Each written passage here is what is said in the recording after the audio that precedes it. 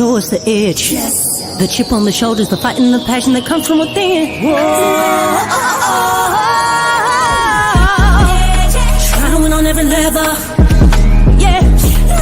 Expectations high. Gotta show them you can fly. Play harder, better, smarter. Baby, put the league on notice. Show me the edge, yeah. Play with the edge, yeah. Show me the edge, yeah. Play with the edge, yeah.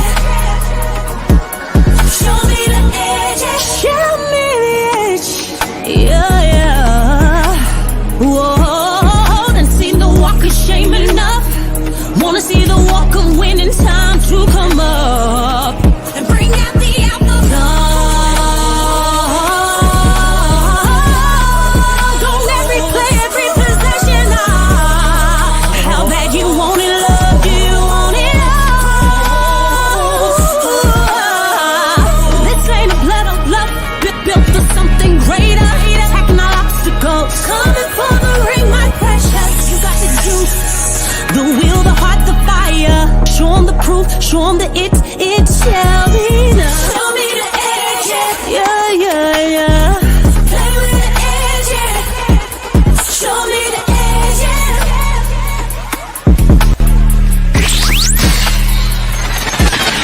You're listening to the Pelicans Postgame Report on the PRO Media Network for all things Pelicans. For all things Pelicans, you're now tuned into the Pelican Postgame Report. Shout out to the fam. Appreciate y'all being in this installment of the Pelican Postgame Report. PPR representing. I'm Big Q. We got DC chiming in. Lexxah pop up momentarily. We talking Pels, baby. Friday night, we in the stream, man. We're going to talk about it, man. And listen, we did have some news, man, as the Pelicans continue to lose assets. And this was a pretty good one, man, to be honest with you.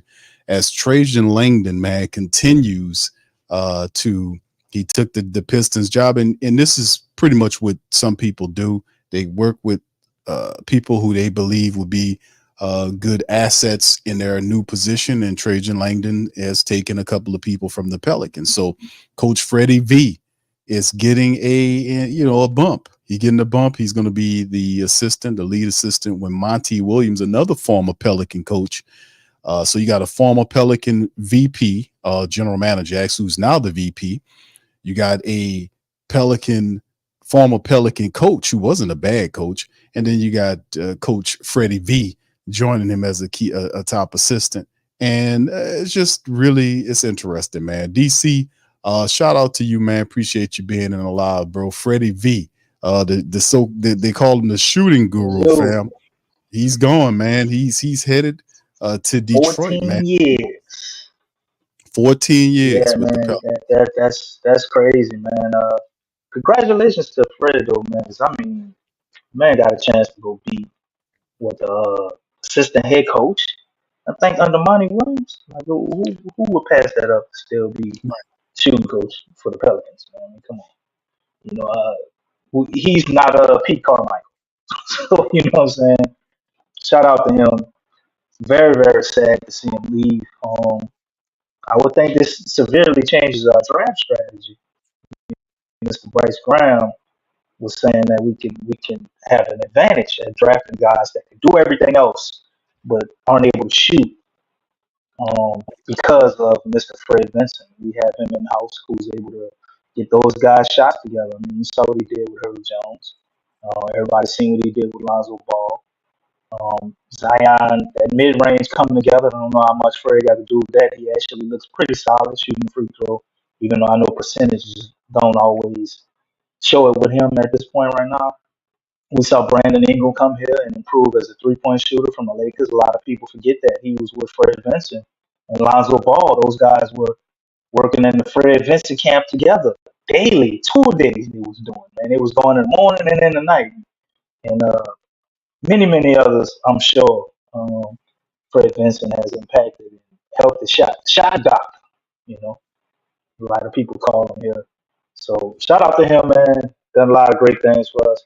Definitely earned his opportunity, put in 14 years of work to be able to be assistant head coach for for the Detroit Pistons. And Trajan Langdon looks to be getting a little get back at David Griffin as he poaches another one of his people from in the building. This would be the second person. The contract negotiator, he also poached from the Pelicans. I can't remember that guy's name. What was it? Something Black. You remember his name? Michael Michael Blackstone. Black. Michael Blackstone. There we go. Yeah, Michael So I don't Blackstone. know how we gonna do whoever we trade for contract. Well, are we gonna be able to do the draft guys contract? Like, who doing the contracts now for us? Well, DC, and that's true. Trajan Langdon is the VP up there. He took the guy that was working with that was working up under him, and Michael Blackstone, who was also pretty good. And what he did, he was the vice president of basketball administration, so he had a lot of good duties there. Took him out there to Detroit, and now has Freddie V going out there with him. So, congratulations to these guys, man. They're looking to kind of make some moves. Trajan Langdon is going to turn the Pistons around. And a lot of Piston people started to watch the Pelican Postgame Report because they didn't know what they were getting in Trajan Langdon. You know, they don't know, too much about some of these people. And a lot of these folks, we are very familiar with on PPR because most of these guys had an opportunity to spend an extended period of time in the building in New Orleans. Monty Williams, Freddie B, Trajan Langdon, Michael Blackstone, all these guys were good and productive people for the Pelicans in many regards. So Detroit, y'all getting some good people here, man. So y'all about to get ready to make a little come up here very soon in the East. Whoa, hold on, Q. I hate to sidebar a little bit, but I just gotta say something because I realized the finals was on today. Did you know Dallas Mavericks is beating the Celtics? What is it? This score got to be 80-47. What the hell is going on, man? Yeah. All right, back to business, bro. I was so shocked seeing that, bro. I had to tell something. Well, better to tell y'all than to keep to myself. A lot of people in the chat probably already know they might be watching again. Yeah, 80-47 right now. As the score was looking crazy, man. It's like, man, it don't make any sense. All right, Steph says, right. And they just would look completely overmatched all other three games, and then to come out and it's 80-47 tonight. That is crazy, man. They definitely like they figured out something. They did indeed. But yeah, this is interesting, man, and this has some implication because Fred V he was a guy that really gained a reputation for helping players, develop the 3-point shot. You've seen it with Herb Jones. You've seen what he did with Lonzo Ball, really reconstructed his shot there. Remember, he had this crooked S motion, but Freddie V kind of got there, had reconstructed his shot. So as soon as he has an opportunity, shot was in front of his face. Huh? Yeah, it was weird, but he was able to reconstruct his shot. Look what he did with Herb Jones. He worked on many players and kind of had them to refine their shooting. And him getting that bump is really pivotal to help out the Pistons. So yeah, this is gonna be cool watching what happens with them. And let's kind of move to another topic, DC, as well. Are we gonna talk about the topic of the Pelicans actually trading the 21st pick for some future second rounders? I thought that was a really good idea.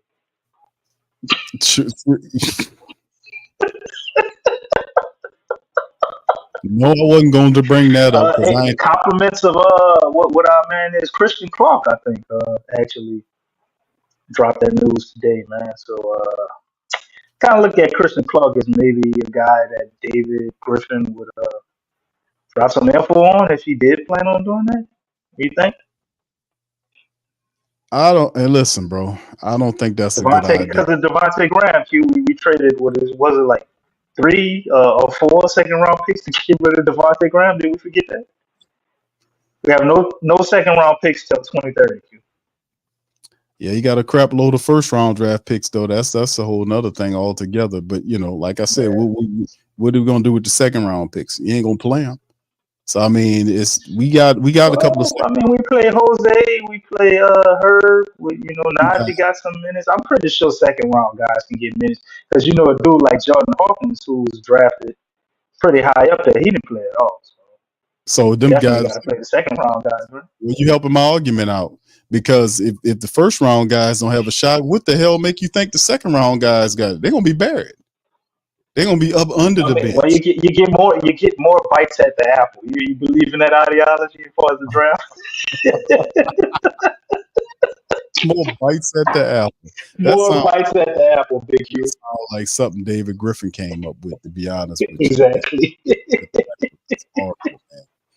Anyway, we could talk about DC. Let's kind of move on and hit some of these other topics and other stuff right here. How about let's talk a little James Borrego, man. We know speaking of loss with Freddie V and of course James Borrego, the report came out here from Hoops Rumor and several other outlets that talked about James Borrego actually sitting down and talking to Cleveland, and that he met with the head of basketball operations, Kobe Altman, and other Cavaliers official a couple of days ago, and also Warriors assistant Kenny Atkinson will follow suit this week, probably as well. And I think they might have even met with him. But Atkinson was identified as a potential front runner as well. And James Borrego is a person that is on Cleveland's radar and also he was mentioned along with the LA job. So a lot of people feel like Borrego could be a dude that more than likely is going to leave. Now, there was rumors out as well as that if JJ Redick, not saying he does get the LA job, but if he does get the LA job, there was a rumor that was put out there by JJ Redick. Well, it wasn't a rumor. It was actually reports that he would have, if he gets the job, that he would offer a job to James Borrego, and also James Borrego is in the hunt for the Cleveland job. So his name is out there ringing as the Pelicans' top assistant. So as we lose Freddie V to be Detroit's top assistant, the Pelicans can also lose their top coaching assistant in James Borrego, who would be looked at as the offensive coordinator for the Pelican squad. So this is also very interesting. DC, go ahead and feel free to chime in on Borrego, man, before we move on to top, because this is another thing the Pelicans eventually have to get shaken on, man. Yeah, man. You know my standpoint about this, man. We talked before the show. You obviously disagree with my take, but I don't think it's a snowball's chance in hell for James Borrego to go and join and be under JJ Redick, the first year head coach. James Borrego being a guy that coached the team, he was actually in consideration for being the head coach of the same team that he would go join the staff. I don't know, man. That sounds like a lose situation. Knowing that it's the Lakers and the Lakers never promote any of the team, any of the coaches from within the organization. That's not what they do. They make big splash moves or try to, like they tried to do with Dunleavy. Was Dunleavy? How do you say that? You know it, Q. Yes. Yeah. The That UConn coach. right. Dan Hurley. Hurley. Why am I get Dunleavy? I'm messing that all up. Dan Hurley. So I don't see. Yeah, they messed that up. Offered the man $60 million, which within taxes is basically what he getting paid now. He at UConn, so why wouldn't he just stay where he at? They dropped If the they ball. threw 80 at him, bro, they might have got him. And I ain't gonna lie, man, that would kind of scare me a little bit because I really think that would have worked out. But the Lakers gonna Laker right now. At least they're a middling organization after they won the championship and we've done nothing. Compliments of us for helping them get that. But nonetheless, man, James Borrego is interviewing with Cleveland Cavaliers. I think it's probably more believable that he gets that job than go and joins JJ Redick's staff. If there is another team looking for a head coach out there, I think he comes back for one more year and tries to find his own team. I just can't see him going from one situation where he's underneath Willie Green, a guy that he coached as a player, to go be up under another guy who's younger than Willie Green and even more inexperienced to be a part of, I guess, the whole LeBron thing. I guess maybe if they really feel like they can win a ring and they throw a dump truck full of money at him, maybe. But I don't think it's likely Q. But I think it is very highly likely that James Borrego will not be returning to the bench because he will be the head coach of the Cleveland Cavaliers. Because are we gonna get to that story?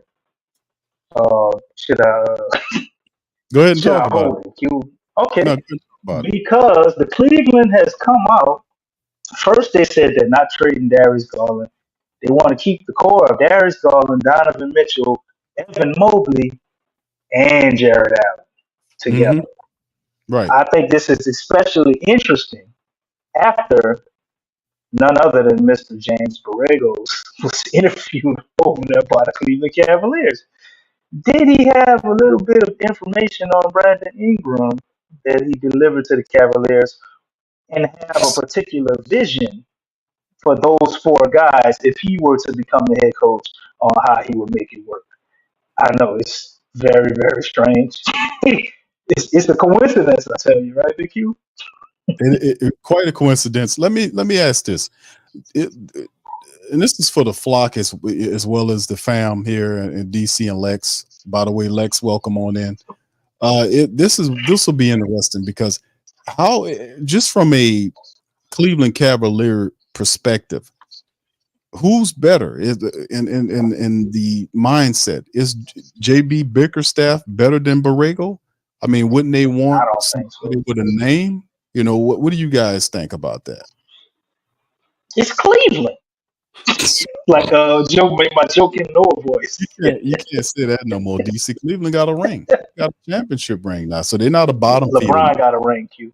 That's still in all. Not David Griffin either. And we're seeing that the ring they got had nothing to do with David Griffin, right? That is true. It had everything to do with LeBron. LeBron ain't there no more. So it's Cleveland. Our record over the last 5 years proves what's in Cleveland. Bro, that 4 years that he was in Cleveland, he's 178 to 101 is something like 70. He's 70 something games over 500 with Cleveland in 4 years. He's been with the Pelicans for 5 years, and he's like 188 and 20 something or other. It's just, and that if that don't show you everything that you need to learn about how impactful was LeBron in terms of team building and players. You know, because he talked about the fact that he didn't enjoy that because he couldn't really be a general manager like he wanted to. I couldn't mess it up. You're right. LeBron wouldn't let me mess it up, so I was miserable. He was miserable, and he was still every. He didn't take any of my bad ideas. But you got Gail. Gail will take all your dumbass ideas, and 5 years of this guy, and no criticism at all of the Pelicans, man. These media people are amazing. Not nobody writing any articles except for the WhoDatDaily.com and PPR talking about 5 years of the administration under David Griffin. You can't run away from that. That's 5 years, and you're resetting the core. Resetting the core means you know what that means. But Lex, I'm gonna let you chime in. How you doing tonight, Lex? I'm doing all right. Very eventful day. It was hot. Thanks. What's going on, DC? How you doing? I'm good, baby. What you was doing? You said your day was hot. You had a lot going on? No, it was hot. The sun. It was beaming. Yeah, want to make that clear. He's over there. He ain't What'd you say? What'd you say, Q? DC ain't. He don't know about no heat. He got palm trees over there. It's just. Oh yeah, he in Shit, bro, why you didn't know my palm trees, dog? Hey, it's right there. Look at him. Didn't know my palm trees, bro. There you go. He in the hallway What's again. wrong, man? Why you hitting on my palm trees, bro? DC, you in the hallway again, brother. Yeah, all right. Show the hallway wall, brother. There you go. What's going on? Oh, I'm not mine. It's good to see you, man. Respect. That's what I'm talking about. Show your guitar, DC. Show the guitar you got, bro. You did the guitar you bought. It's gonna be a good night on tonight. It's a good talk. That looks like a mic. Yes, dude, that guy. Yeah, that's the good talk, man. That dude, oh man, you should hear him sing. I see you, Lexxah. You taking it back, huh? You got the braids with the bees in there, huh? No, I don't have what's any. up. I don't have any. What's going on? Oh, my camera must not work good. It's just white braids. Oh, all right. It's a different hair color. All right, that's dope. That's unique. You know what I'm saying? You know. Yeah, that looked nice, Lex. DC blind as hell. You know what I'm saying? I thought it was bees, man. No. I thought it was bees. I thought she brought back the braids with the bees. You might need to get some distance from that flower. It might have that's the It's the odds. pine tree, bro. It's the pine. You're It's the pine. hallucinating, man. Yeah, You contaminated pine tree. hallucinating. Yeah. Pine tree. There ain't no pine tree. You got root rot over there, man. Standing up next to it. Root rot.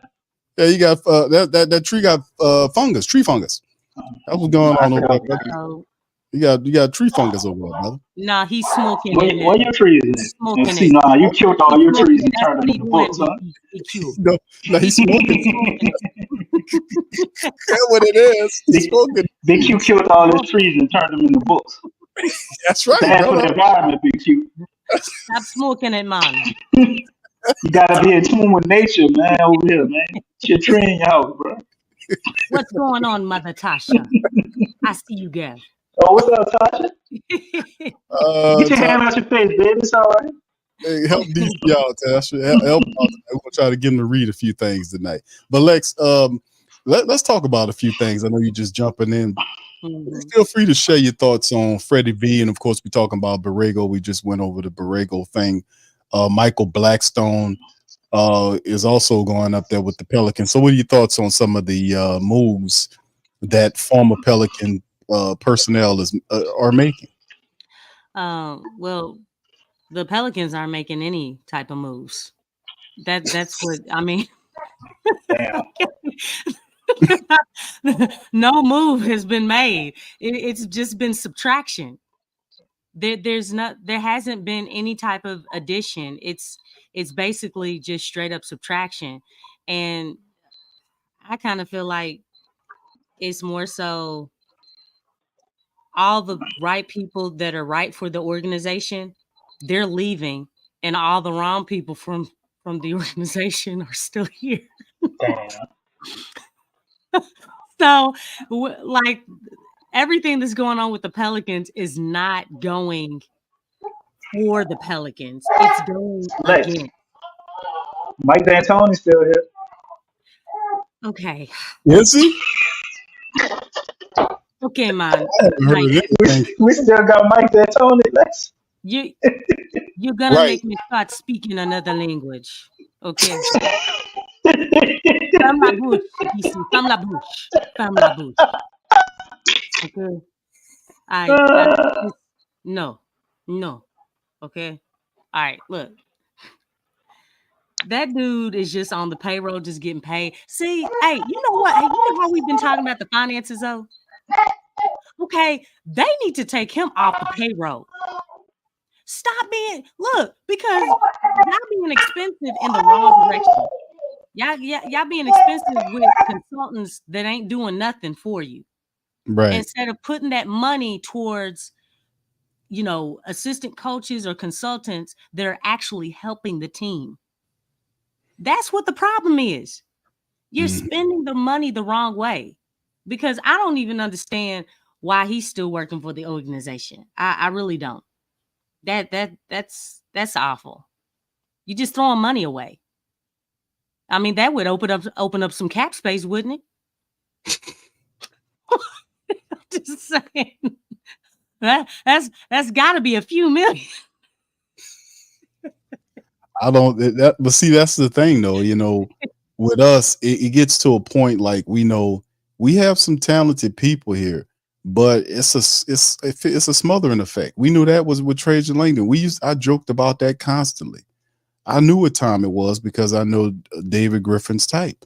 I know what type of executive that he is. I knew that he came here, trying to make a name for himself, and in terms of him being I want to do it my way and this kind of stuff. And for 5 years, it didn't end up to nothing.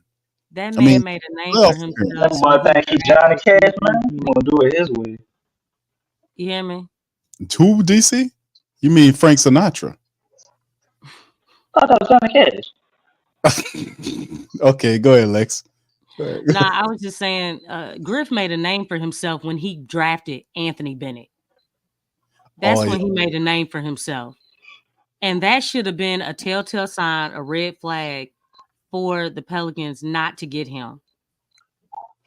Like, you don't make a mistake that big with the number 1 draft pick and draft and didn't nobody see that coming. Nobody saw that coming. And I told you what he said, right? We had the show on his comment to it Oh is yeah, about he effed up. everybody F's up. I was Yeah, like, basically. word Like salad. He that's ain't your have excuse, word salad. man. That's he ain't have great word salad for that, but he came out with simple stuff that time. He was straight shooter on that.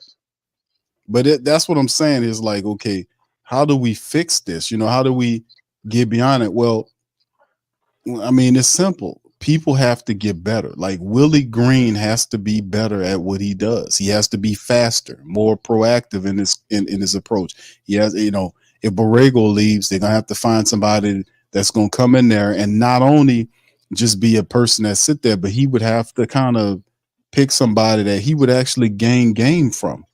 It's like I like Willie the person, but the coach he really needs to step it up, especially in the But South.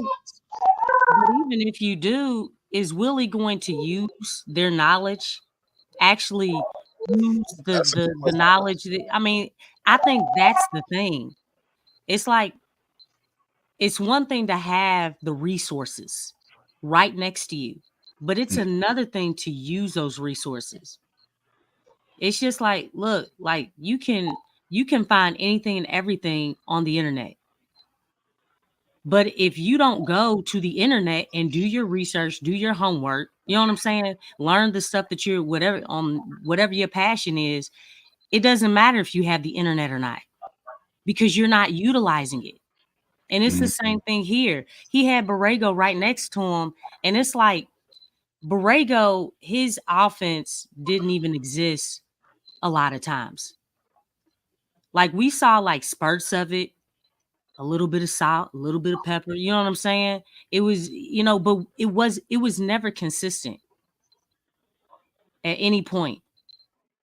So I mean, and it's just like everything else with Willie. We needed a shooter. Pelicans drafted a shooter.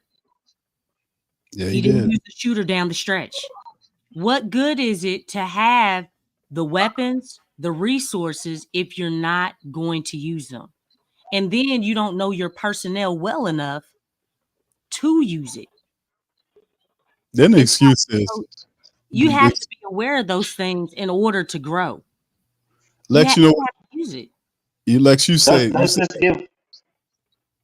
but that's the thing though. The thing is like when you say what you say about it, a common thing would be, well, his defense was bad, and they would just totally just forget about CJ McCullough and what they were doing to him. And I'm like, dude, what are you talking about here? So it's like a lot of this is hatched out, thinking here. Like, man, if you're a regular, you got to expand out and use your imagination. Like we would watch these games, we sit down every one of these goddamn games. We look at the games from, and we get the wins. But the thing that's really killing me about the Pelicans really just really baffles me is the fact that they had that 0-27 mark. We could have been a 50+ win team, 55, 56 games. Probably if we had fixed that, the Pelicans could have won 60 games this year. We were 0-27 or 28 or whatever the case was. Lost a lot of leads too. That's right. That is, and to me, that is really crazy that continued to happen. That continued to happen. There was no answer for that. So now with some of the guys leaving, now of course the other half of it would be the Pelicans would then have to bring in personnel to replace Freddie V. Personnel to come on in here. Had they officially announced that Graham was the guy? I want to say they did. I don't think they did a press conference for it and all that kind of stuff. But the feeling of what kind of general manager would Graham be? What is his philosophy? Is it similar to Trajan Lane? We don't know, man. I know this one thing. It's a more quiet approach. Really? DC come. We call Trajan a mind, man. I think I've heard Graham speak about as many times as I heard Trajan speak. At this point, you heard 2 interviews. Come on, DC. I mean, that's about how many I heard from Trajan. If anybody in here thinks that Graham is gonna be, did anybody hear the Detroit interview from Trajan? Because I didn't hear that one. It's not happening. It's gonna be Griff. Everybody already thinks that Griff is the GM. Right. Is that going to change? Yeah, I mean, read an article and they said Trajan Langdon was second in command behind David Griffin in his basketball duties. It's like, what? Damn, that's messed up, man. Even in the article, they're saying it. But hey, they can't say it no more. And I think this is a little get back at David Griffin, man, poaching our people. But the question I was trying to ask you, Lexxah and Big Q, do y'all think maybe this can be an opportunity for Willie Green to show that maybe he has the ability to bring in some other people, or at least if Borrego leaves, he can get another top-notch assistant to join the team. Man, they got so much shakeup going on in the front office. Could we see some more assistants also being shook up as well? They're changing everything else. Why not just change everything? Just do a full renovation.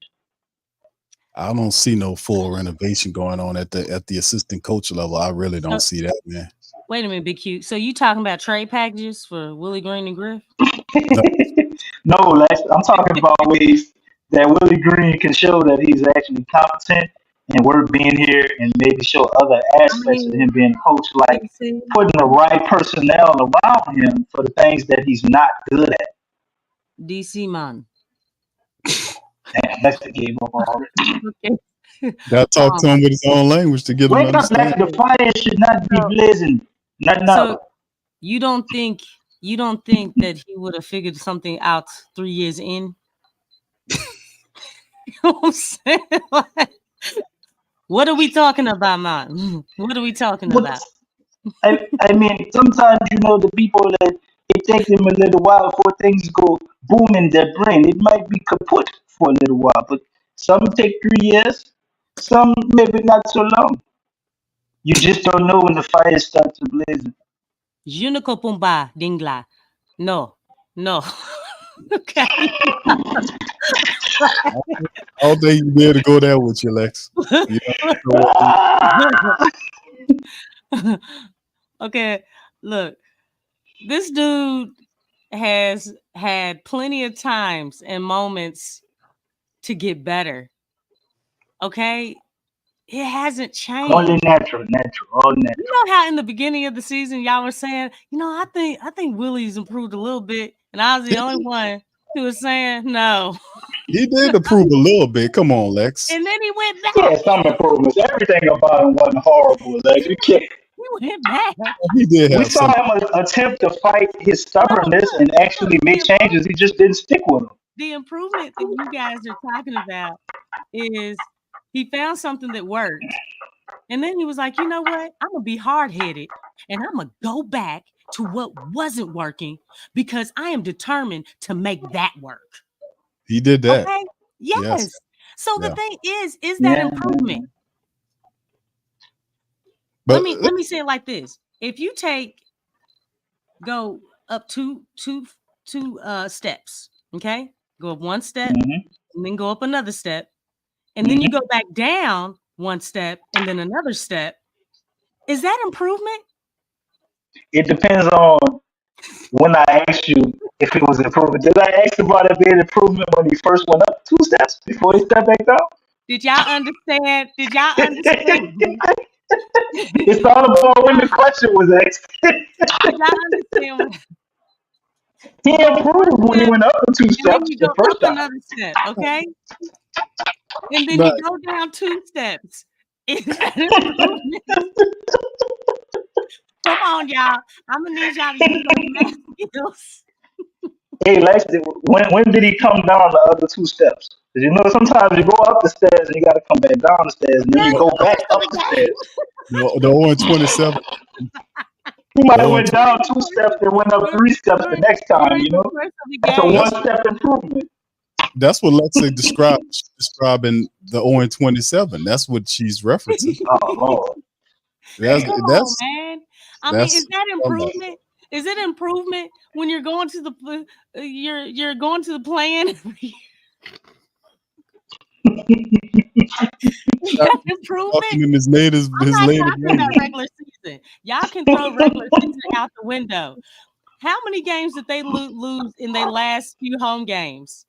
And then they got swept. Shit, I mean, Willie No, Green in 3 years only won, that's the 2 thing. playoff games? Huh? Well, let me ask Bro. this: if Sacramento wasn't the team, Lex, would they have beaten them? Huh?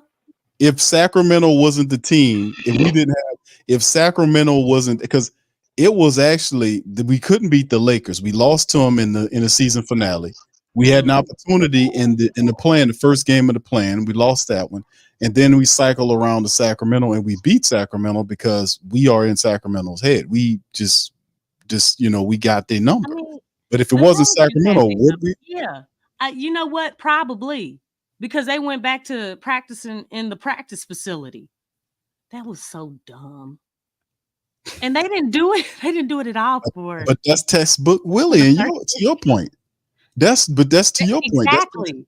Yeah. Look, I'm not trying to be mean, rude, or anything like that. But from what I've seen, Willie has not shown that he has the ability to grow. No. He's been stagnant. He's been stagnant. And really, if you're stagnant, you're not growing. You're actually, digressing. I mean, that's almost like taking a brand new car off the car lot. It depreciates as soon as you take it off the lot. Okay? I mean, and that's what he's doing. It's like you have to be aware, okay? And this is with anything. I always like to relate this to life because if sports and life, there's a connection to it. But the thing is, you first have to be aware that there's a problem. You have to be aware that something needs to change in order to change it. That's true. You know what I'm saying? It's just like if you're an alcoholic or if you have any type of addiction, you have to be aware. That's right. You don't think Willie is aware that his X's and O's not. are subpar Well, and that he's never improved in that department? If he is, he needs to show. Offensively. No. He Defensively, can we? All right. Let's ask you. had Borrego right there. Defensively, And then you defensively, can you really complain about Willie? Defensively, is there a major complaint about Willie Green defensively? Yes, because defensively, what happened the last stretch of the season? They died, yeah. Yeah, come on, man. Yeah, What they happened? Yeah, The way the season ended, okay, losing all those home games, okay, getting swept in the playoffs. I mean, come on, man. I mean, like that top 10 defense meant absolutely nothing. Come on, Sean, bro. Boy Joy. What did Sean say? Call the man Boy Joy. Okay. Sean. I don't even want to laugh at that. That's kind of funny. Okay. Boy Joy. I agree with this statement, man. Okay. But we're not being too hard on him. But yes, he is a boy joy. A Boy Joy Willie. What about a man of compassion? I think that sounds a little better. Man, Boy Joy. look, Willie's right a now, man of compassion. Listen. This organization has really embraced mediocrity. You're right. Yes. I mean, at some point, it's not good enough to just get to the playoffs.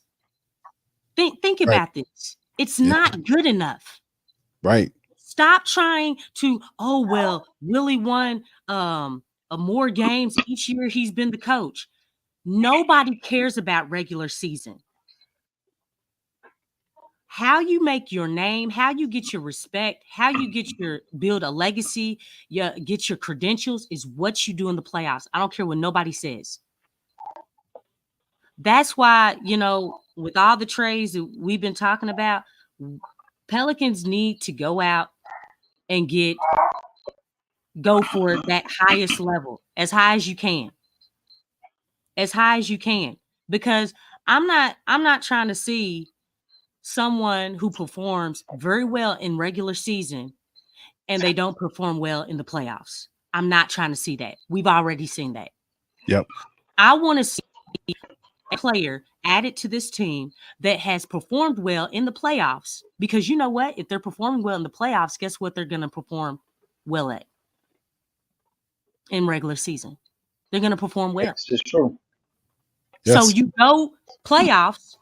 Okay, we know this guy's going to show up in the playoffs. He's definitely going to show up in regular season. And that's what this team needs. Good, right. good comment from my man Jeff Carvello, because they lie to themselves that we're on the right track most of the time. Yeah, that's true. That's not a time, but It's a slow process. And let me ask you this. They said changes were coming, right? We always say everything's. Wait, hold up. We always say that everything starts from the top down, right? Yeah. So in the front office and in the head coaching position, if you combine them, we got it's going to be a total of 4 people that are possibly changing, maybe 3 if Borrego comes back, right? Wouldn't that be a positive sign?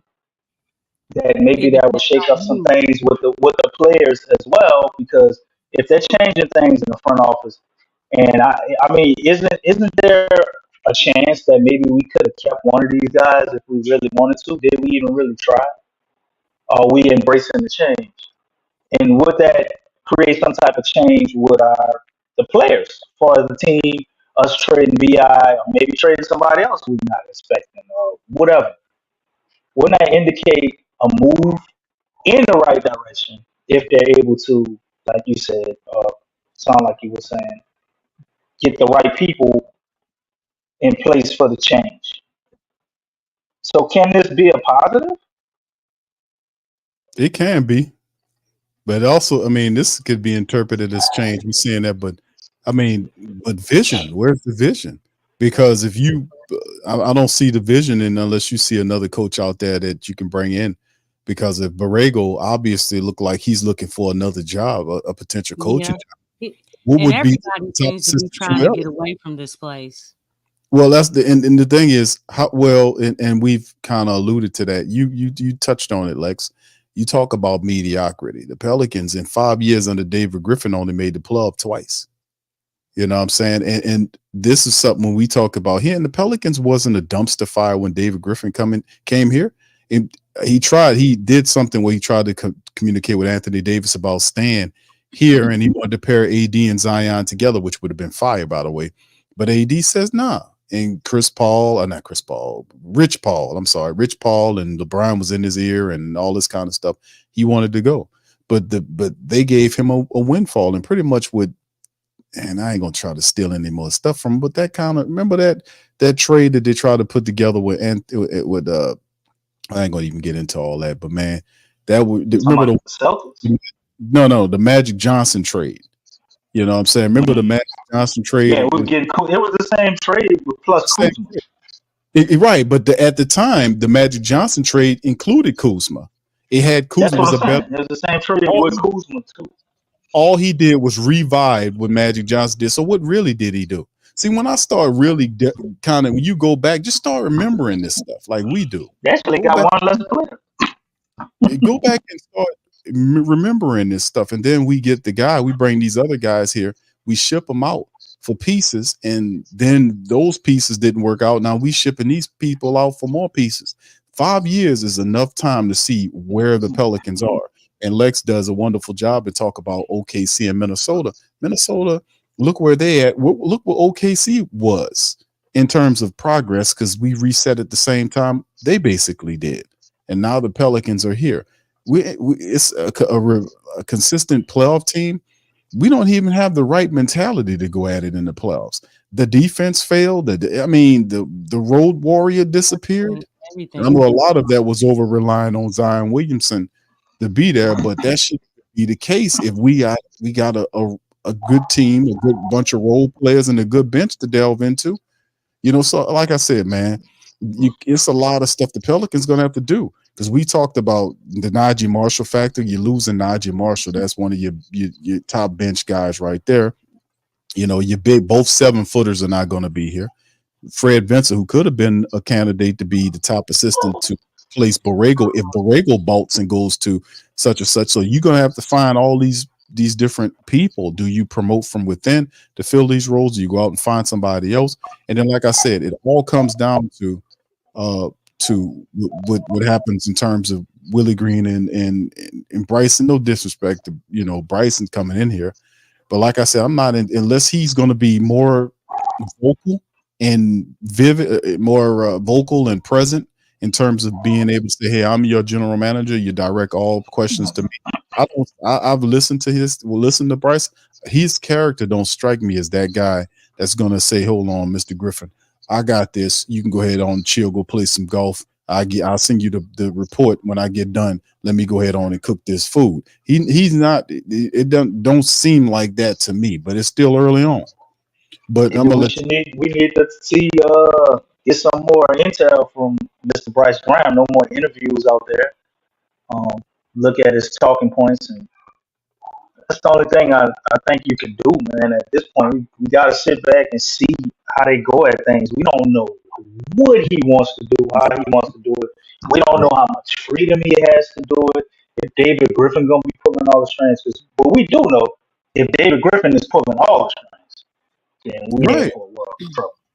We know that it ain't gonna do nothing but get worse because it's more pressure on him to fill more roles in the front office. Well, let me ask you this: how much? That's an interesting topic that you brought. I mean, a good bit of information. How much rope or leash? How much of a leash does he really have? If we're aware of the 5 years, and they're not going to play it like that, of course. They're not going to play it like, "Oh, that's growth." See, every year we had more wins than we had the previous. That's wins. When you add it all, you can't say that after this year. But with all of these people leaving, do you think that buys him another year? Because you'd be like, "Well, we lost all of our staff," even though it still would be kind of your fault. You couldn't retain important people that you needed, right? But is that a good enough excuse? I mean, they're gonna play. Even if we fall through the floor this year. I think anything it would take for us to lose Zion and get him fired, bro. At this point, because if you look at everything he's done up to this point, I mean, if you had an organization that was truly chasing winning, or owner that was, they would have got him out of here. They would have got him out of here. This Brandon Ingram trade would have been like the last straw for a lenient owner. You know, after he wasted those Devontae Graham picks, and you get Eric Bledsoe, you're on your third coach, things are still not working. The guy who's supposed to be the core, you got to get rid of him. Most GMs, by the time we decided that we have to get rid of Brandon Ingram, man, you know, it's time to get rid of you too, because you put your hat in the ring, so to say, for this guy. Like you sold us on him, and this core working out. It ain't never worked. We got rid of Drew Holiday, sent him where he wanted to go. He won a championship. All this, we helping everybody, and with such a great organization, but where are we? You know, a great owner, and they ain't going for that, man. Dude to be up out of here. Because when you look at his track record with what he did, we got the trade from Drew Holiday. Then he messed up a couple of those picks. You know, go and get Steven Adams. We messed that all up. Yep. Then we had to get some more. What did we give up to get Jonas? Didn't we have to trade some picks to get Jonas to fix the mistake with Steven Adams? I don't remember, but I do remember they had some type of picks and ball. I don't know exactly what they were, but that's how you would be able to send that. Not getting off Lonzo Ball soon would be looked at as a huge mistake, or being able to recoup more from him, because I mean the dude went to the last year of his deal, right? You didn't get a contract signed before then. Like, why didn't you trade him before the trade deadline? Damn sure could have got him. You cannot convince me that the Pelicans could not have gotten Lauri Markkanen from the Bulls. We didn't try. And you had people in here on this show, me and you talked about it. and Talked other about people as well. That was in the Pelicans chat. Yeah, bring him on. This is a 7-foot dude that can shoot. Man, bring him over here. We were all for it, and it was, man, they was getting rid of that dude for canned goods at the time. Nobody was stunning on Laurie Markkinen. It's just been so many fumbles and bumbles, bro. Like it really is, if and there's no pressure if the on. Brandon Ingram trade, if we traded Brandon Ingram for, let's say, just a mediocre package or something, like, okay, addition by subtraction, David Griffin should definitely be fired. He should I be, don't. See, because he messed everything up. If you were going to trade him and you knew he was going to be traded, we should have traded him last offseason. but see, If this is what you we don't. was going to do. But you don't have a competent organization that sits at the top that looks at these people like this. They're going to spin it like every year, and no disrespect to some of these other folk out here, You but can't they're spend going. that on nobody on an owner who wants to win, bro. The people ain't buying that shit. Put up or Them shut people up. ain't. They're not. They They're don't not want to paying hear all attention. them excuses, man. They're not paying attention to that. That's why I'm saying it's up. It's up to the faithful and the flock to put pressure on these people because they Put don't up see that it like money, huh? they That give the money, huh, paper. Q? They making the money, and now they talking about a building. Now we talking about renovating the building. So I'm like, man, what? So I mean, like they're not even focused on. They think they've got the right decision. This David Griffin character, like I said, all this Trajan Langdon thing did when him leaving to go take that VP job in Detroit. All it does is put a target directly on the problem for this team. He can't run anymore. 5 years. It'll be another 5 years before you finally get him out of the door, based on how the team performs. And listen, are they getting better in what they're doing? Yes, they are, but the way they're doing it is by process of elimination. You make this mistake, X this, cross this one out. Oh, we made that mistake, cross this one out. This mistake, cross. I'm serious. It's process elimination. That's how you ended up with the So, physical so we just gonna continue to live life in the moment, huh? process. We ain't got no plans for our future. So whatever plan it is, it's not a serious and thorough plan. That's the only ones I care about. I don't care about all this stuff. When that dude start talking, man, On the gobbledygook. yeah, all that is nothing but propaganda. That man speak. He's a propaganda mill. That's how he's been trained to speak. He don't, and it's none of it's specific. No, it's all general garbage. Is all general. Is nothing that speaks to specifically how the team is going to be constructed strong and moving forward. It's all about this beautiful human beings and all this kind of nonsense. I don't care about that foolishness, because you created a team for a lot of these people, are choir boys. When they getting their head kicked in, they sitting up there on the bench just staring away, and it don't even appear to even affect them. As long as I get my check, I'm good with it. But like I said, all this is garbage, man. We don't want to see that. I don't want to see all this foolishness about beautiful. And give us a general. Well, I mean, that would have been 5 years in the plan. I would have fired him if I had the power. I would have fired David Griffin. I'm just gonna be honest with you. If I was the dude that was on top of the team, I would have fired David Griffin already, because he's failed. He failed. You resetting the core. He came in with the core out. He wanted to do this. He constructed these people. He had something to do with that. Man. And the core failed in the way they faced. Like, well, we got 49 wins. And even shout out to Antonio Daniels, man. Because Antonio Daniels could have been like David Wesley and has some real close commercial spill on it, but he keeps it real, man. When he watched the games, he watched the season, he sit up there and commentated the whole damn season. And when it came down to the playoffs, he was sounded like with the PPR crew. He sounded just like them. He's like, the way you performed in the playoffs when you went down 0-4, the way you went down in the playoffs, that right there just took everything. Man. Right. It took all of the strength of the season, all of the positive of the season away.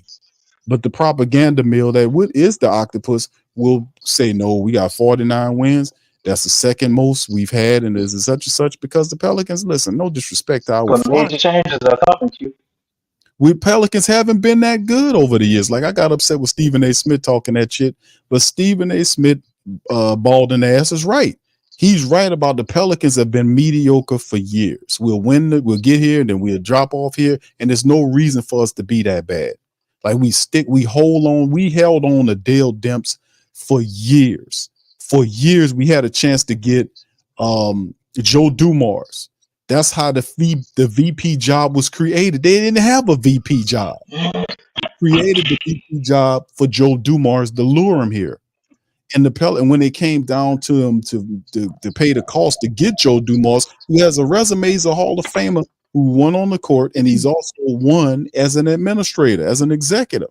He had and when it came down to, you know what Tom Vinson did? Tom Vinson said no, he didn't want to pay his price, and turned around and gave a goddamn job to Dale Demps. That's what kind of foolishness we're dealing with here. I mean, you can't have that type of mentality. Like, even we get mad. People don't like the Lakers. Let me tell you something, man. You might not like the Lakers, but the Lakers always up into some shit. They're always trying to pull something off. They always trying to try, even if it don't work. They trying. They try. Like the Vanderbilt. Remember a couple of years ago, they had all them second round draft picks, and they got Vanderbilt, Mo Bamba, and all these people. I'm like, how the hell they did that? With just second round picks, them people try hard to win, and they don't sit there and settle. They don't settle with mediocre and bullshit coaches and people that don't have no resume, who learning on the job, who at this development after 3 years are better as assistants. No disrespect, but I want a coach that is an X and O strategist that's gonna go at Jason Kidd, that's gonna challenge Rick Carlisle. That's going to, try his best to go at Popovich. That's going to strategize against guys like Coach Bud and all these other guys in the game. These guys, what the hell they doing? I want somebody that know what that's going to do that. Not somebody that just sits there and just be stubborn and when goes away from things that don't work, don't take all. I mean, come on, man. That's what I'm talking about here. But anyway, go ahead, Lex. I want you to chime in because you ain't say nothing. But listen, I'm going to leave the story right here about DC. Mentioned this to me about the Pelicans. Must add Mike D'Antoni to the bench. I'm like, Mike, is he still working for the team? I mean, I don't even know, like, Mike, how is Mike D'Antoni's offense with Willie Green's defense? With the New Orleans Phoenix Suns, bro. That's what we're going. That's what we headed to. Man, I don't even know, bro. Because I don't think, I know he was like a person that was an advisor or something like that. But I mean, every now and again I see him with the team. But is he the top assistant for the role? I mean, but go ahead, Lex. You go ahead and chime in. I agree with everything that y'all saying. It just seems like a lot of the same things. When we talk about, the Pelicans organization, anything. I know DC said earlier, it could be a good thing as far as guys leaving because it opens up opportunities. Right. The thing is that those opportunities have to be capitalized the correct way. The opportunities don't mean anything if you bring in the wrong people. And then if you do bring in those people, if you're not using them at all or correctly, it becomes null and void. So there's a double whammy to all this stuff, because you can bring in the correct people. We talk about the trades. We can trade for the right player that will fit with the team and everything. But again, if they're not used correctly, and we talk about this all the time with Jonas, what good is it for them to be here or be in a situation? And a lot of that has happened. It's a two-way fold to this. But one thing, as you all were talking, I'm going to use a quote from Remember the Titans. Attitude reflects leadership. And we talk about the top as far as really setting that foundation of leadership. If you don't have leadership in your decision-making, in your actions to help progress the team, not degress, but progress, okay? Like all that, it ties in with each other. It's one thing. It's like a chain reaction. It hurts everything. Financially, you're not making winning plays. You're not making winning decisions. If you make a trade, you trade Brandon. Like, this isn't something that you can't drop the ball on this. Like, the foundation has to be winning in your mentality, winning in your decisions, winning in all your actions. because right now, even with D'Antoni, where's the winning in that? How is this team winning with him being on the payroll? And he ain't doing nothing. He ain't at the games. He's not, where I don't see the consultation. Last time I checked consultation, there's action incorporated in consultation, right? When you're He's like a consulting, therapist. Lexxah is done in private. but it's like they're the leadership. And look, I know that a lot of people have talked about, the mistakes of Zion and his decision making, or not being active as far as with interviews or whatever it is. And you can say really just about anybody. You can call out all their mistakes. But the thing is, where's the leadership for these young players? Where is it? That's the point. Who's helping to groom them? Because you don't come to the league at 18 or 19, you know everything there is about to know about the business. Nobody does. And that's not an excuse. That's for anybody, especially not named a player overseas. Because a lot of the players that come from overseas, guess what, people? This is a newsflash for you. They become professionals at the age of 13. They become professionals at the age of 14, 15, 16. Over here in the States, it's not like that. I say that because guys that come over here that are 18 or 19 coming into the NBA, they are more ready than guys here in the States because they've been around grown men, professionals, teaching them how to be professionals. I mean, that's what you have. That's why you have a guy like Doncic who is ready to go. You have a guy like Wembanyama who's ready to go. Like, these guys are ready. And it's not the fact that they've become professionals at 13. They're around grown men that have strong mentality, strong identities, and they're teaching these guys. They have help. That's a part of it. That's a part of it. Again, attitude reflects leadership. So whatever the attitudes that you get from this team, whether it's Zion or different players or how they're responding, guess what? You can't just focus on the sheep without looking at the leader, the head of the snake. Let's keep that in mind. You can't look at the flock, and guess what? Hey, y'all know how it is. Let me tell you something. Nobody in their right mind is trying to focus on the flock. They want to go for the top dog. Leadership. Yeah, Lex, that's the thing. Pelicans hired Mike D'Antoni in August of 21 as a coaching consultant to assist Green, a first-time head coach. D'Antoni was named the NBA's 2004-05 and the 2016-17 Coach of the Year. While with Phoenix and Houston, it could provide a calming, known voice in the locker room. D'Antoni lacks an NBA championship, but the 7 seconds or less architect is bound for the Naismith Basketball Hall of Fame as a coach and overall contributor to the game. Those 7 titles in Europe cannot be ignored for the career ladder climb. Titles are titles wherever they are won, and D'Antoni has constructed winning offenses. Those teams just lack the kind of defenses Green is known for crafting.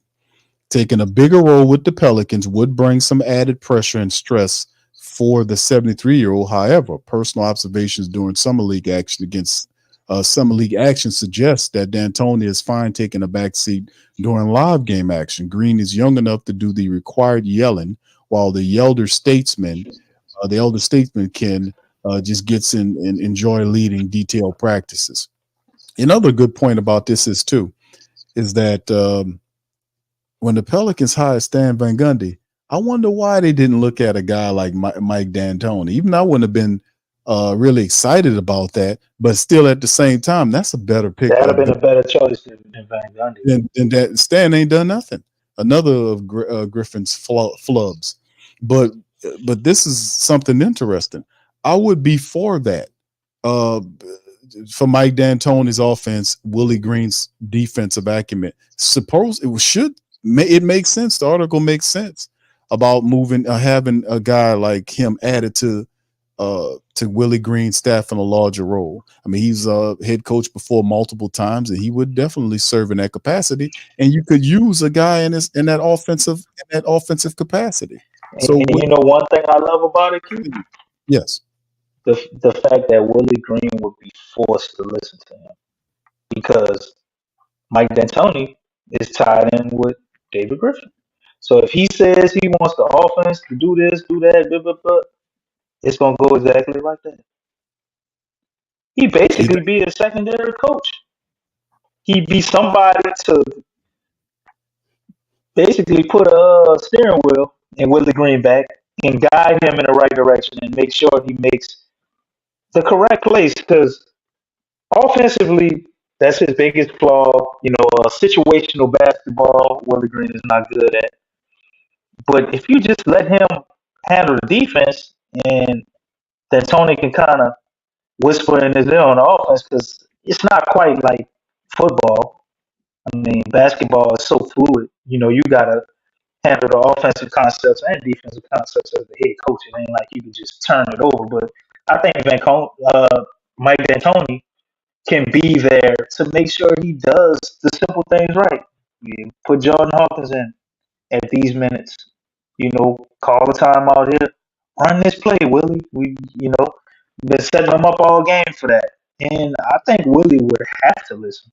It wouldn't be a situation maybe like Borrego's where it's open to interpretation. Because if Willie Green isn't, you got David Griffin basically on the bench in Mike D'Antoni, in my opinion. That would be his way to micromanage Willie. Which, I'm not ecstatic about that idea. But don't you think that would yield better results than what we're getting right now? I mean, it wouldn't hurt. I mean, you make a point about, but that's the thing. I mean, I think to a degree, Willie would listen, but I don't think that gets rid of the stubborn gene that Willie has. That's the problem. It's we label it out, we run it out. Like, what's the problem? What's the problem with Willie Green? Well, he's slow to adjust. He's stubborn on a lot of stuff. When stuff is working, he tends to go away from it. He favors more defense for offense when you're supposed to be more of a balanced coach to understand your team. He doesn't know his team properly. He has to be able to give more opportunities to these young guys. Personally, they're not just undrafted. I'm talking about first-round draft picks with capital on them. You got to play these guys to develop them. It's like people get upset about that Dyson's offensive game is not as mature as his defensive game. But a lot of times, a lot of this has to happen. He has to be able to develop that, on the floor. He has to give them the proper amount of time to do that. He has to trust these younger guys better than what he does. That whole thing when you just got rid of Jordan Hawkins, and it's this whole thing about people saying, "Oh, you seen his defense," and then don't even look at CJ McCollum. How he was getting cooked out there. That kills me. I'm tired of everybody. They can't make that parallel. Yeah, everybody piled on BI, man. Like CJ looked horrible. Just told in the playoffs as well. Nobody said anything. None it's all BI fault. I'm like, what the hell? All of them look bad, to be honest, but it's just amazing how you get a scapegoat and put everything on this person or that person. Man, it's a culmination of things going on. And it starts with coaching, and the coaching issue starts with the front office. So even putting that in place. So, man, we got a lot to do. A little bit of time to do it. And shout out to the New Orleans Pistons. You know what I'm saying? So we got the New Orleans Lions and now the New Orleans Pistons. It is very interesting that Detroit keeps swooping in and taking people from our organization and starting their things from the ground up. Now, what would be really funny is if all of that works for Detroit and they start winning the same way the Lions did. Well, that's confirmation that something systematically is definitely wrong. Like it's Majorly wrong, Lex. yeah, it's just wrong. Like we talked about how Mike Malone, he was with the Pelicans organization at one point in time. Dell Demps, he was with the Pelicans organization at one point in time. So was Finch. He was with the organization. And then as far as players, NAW, Drew Holiday. You know what I'm saying? Look at their situations right now. Regardless of what they did with the Pelicans, whether it was good, decent, bad, look at their situation. Oh, shoot. Anthony Davis. You know what I'm saying? I mean, they've gone on to do better. And whatever they're doing, and that's a lot of different dynamics of what they bring to the table, whether it's in the front office or on the court. Notice I said on the court. I'm not talking about that community crap. Everybody does that. No, for real. Mhm. Everybody does that. That makes you good. I'm tired of all that. All he's doing this in the community. Dude, that's a tax write-off. Stop it. Stop it. I know. No, come on now. We know how this stuff works. Oh, Look, yeah. it looks good. It's PR. It looks good. You make all the money in the world. Of course you're going to give back. You know what I'm saying? Everybody got their charity organizations. That's a tax write-off. So true. Stop it with the community junk. I don't care about that because that's what comes with your job anyway. That's mandatory. It's standard. The thing is that when the court and the front office and all those things that really, because all the fans ask, put a winning team together. Put a good product on the floor so that we can enjoy the game that we love, the game that we're passionate about. It ain't about compassion. It's about the passion for the game. And there's the passion in what you hear in my voice right now. And then there's, compassion. We don't want that compassion. We want the passion. What about togetherness, Lex? Stop. Together. We are all together. That's what's on the wall. Together's on the wall. Togetherness. You see what everybody's done once they leave this organization. And it's like they're doing well. So basically what you're saying is you're wasting people's careers when they come to the Pelicans? Yeah. You know what, Lex? That's interesting. We're a farm team. That's the other analogy. Go with. Well, you're formally. There's a reason for that, though. There's a reason for that, DC, and I don't think it's because everybody wants to pick it. No, it's because hey, they got some pieces over there. They don't know how to use them. That's right. They don't know what to do with their weapons. They don't know how to let that guy. They don't know how to delegate. Nope. They don't know how to do that stuff. You know what? Hey, let's see. You know what? Oh, okay. Yeah. We want to get Trajan.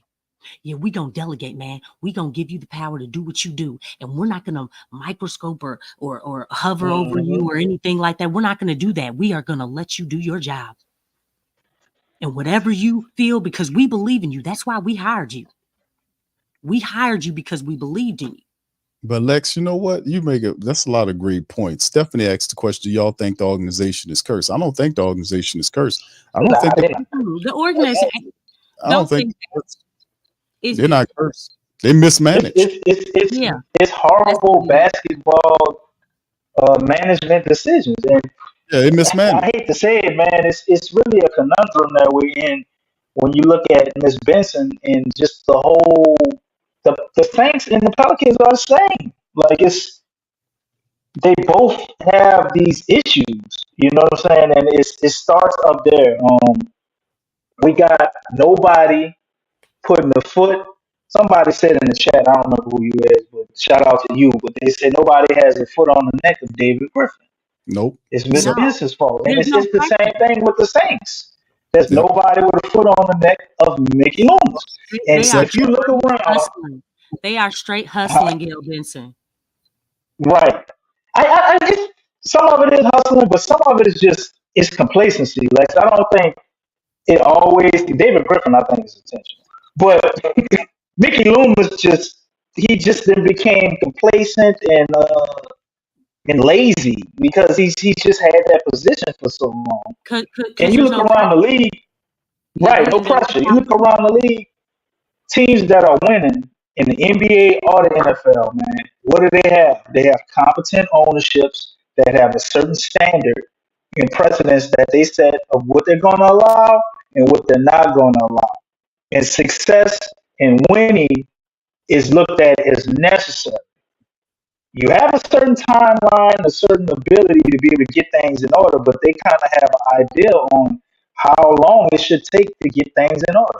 You can't be a team that's trying to be winning for 6, 7 years. You're trying to rebuild. No, after about 3 years, maybe that fourth year, you're supposed to be an ascending team that's putting everybody on notice. Right. And when that doesn't happen, that means you did some things wrong. It shouldn't take you 6, 7 years to finally get to a point where you're winning and actually contending for a championship. It's a difference between winning it, but to even be contending for it, you can't take 6, 7 years before you're contending You got to win a championship because you got to spend another couple of years in the contending stage usually before you're even able to win it. So it's going to take you 10 years as a front office to get everything together to finally win a ring. That's what the owner's supposed to believe.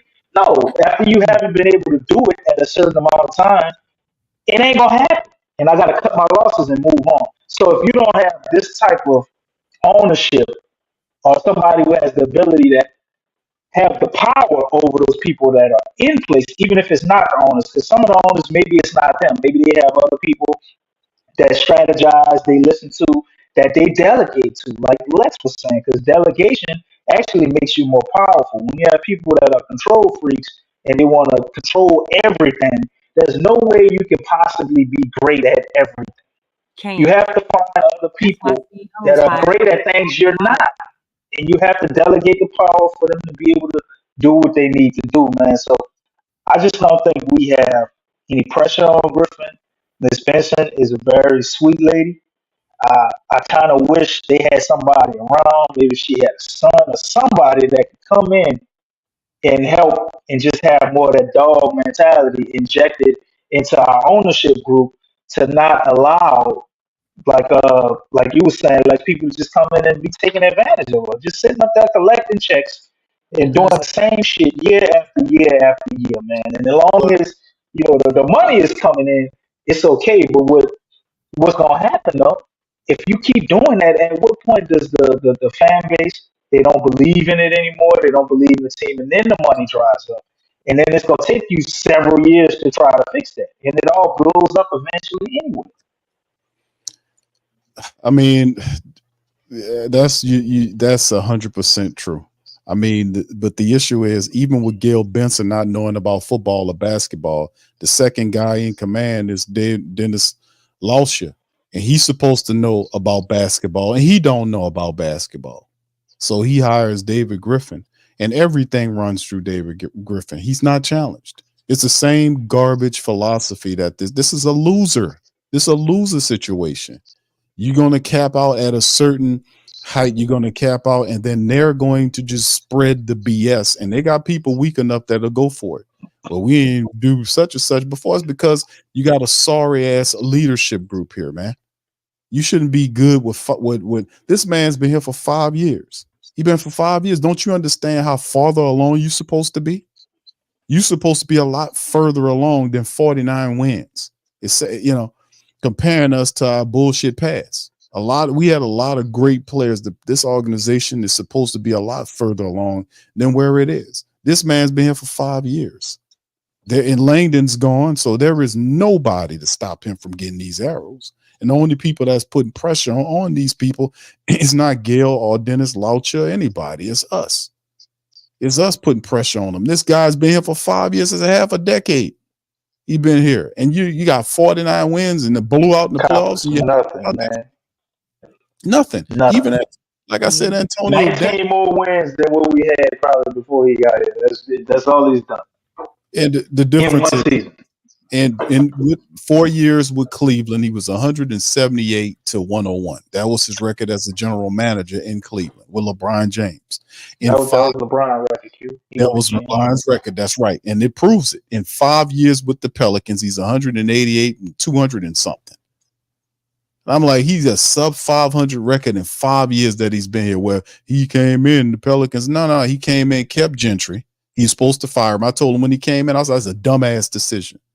That's questionable. No smart general manager or an accomplished guy would have done something so stupid. You could look at Elvin Gentry. He had plenty of time to look at Elvin Gentry to see that he wasn't who you needed to be here.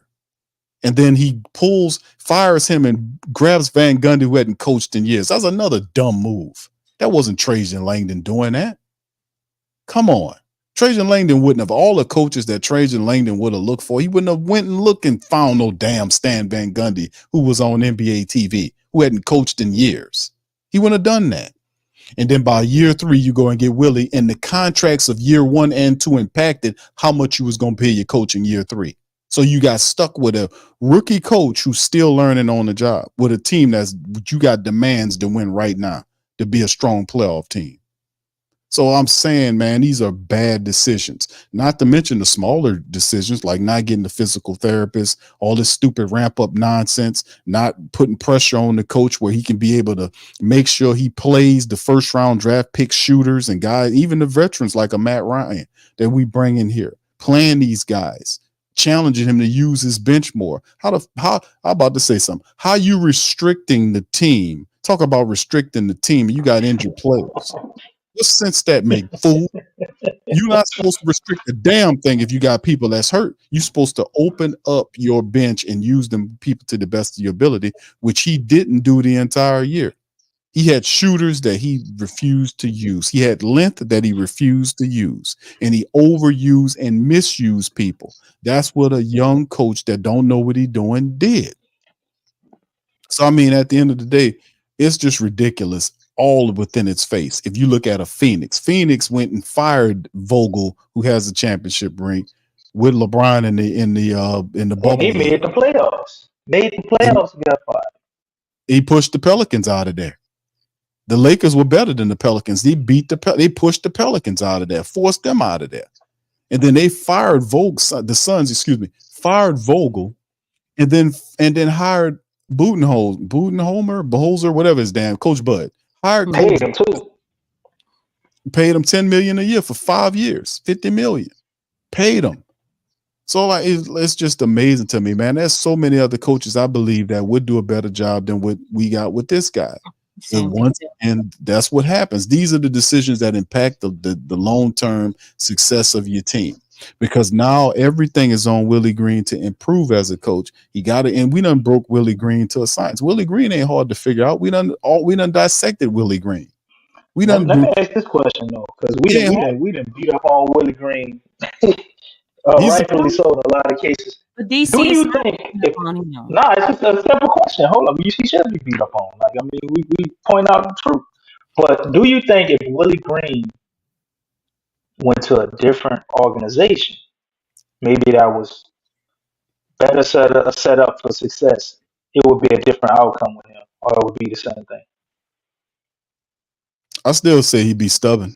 I mean, that's his ways, and he doesn't adjust well. Yeah, that's what I'm saying. If he goes to a team that has a strong personality, like Star, like, you know what I'm saying, who knows the game. Like, think about if Rondo was on this team. They were Darvin Ham and Adrian, what's his name? The other Adrian from Milwaukee. That would have happened to him with a strong start. Yeah. They'd have ran him off. And the thing is, Adrian was actually winning. They were like 30 and like 10 or something, or 9, like something ridiculous. They ran him off. Yeah. They got rid of him. And he was finding a way, at least he was finding ways to win. And then when Doc got there, oh my gosh. You know what I'm saying? I mean, we know the result. you They know, weren't healthy, Lex, like us. you know what? That's They would've ran them off. you think somebody's gonna really pay attention to that excuse when they got named? That was like, hey, we trying to win a championship. But Now, what Dame, they didn't realize, But let's. I'm not giving Willie a pass because oh, it hold on. ain't no To pass. finish.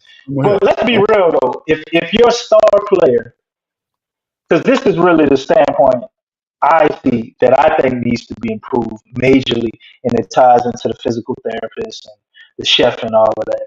And Lex saying guys being from overseas, 13 being professionals, it ties in.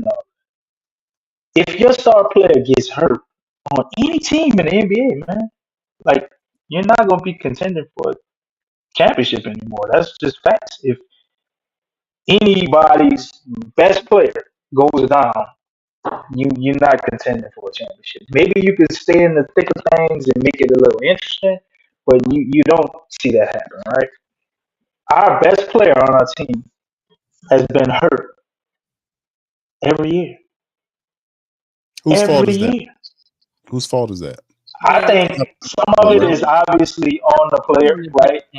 A big onus is on the player, but because Zion is so young, I think a huge part of it is on the management because I don't think they put the right things in place for him to be able to adjust and adapt to the NBA.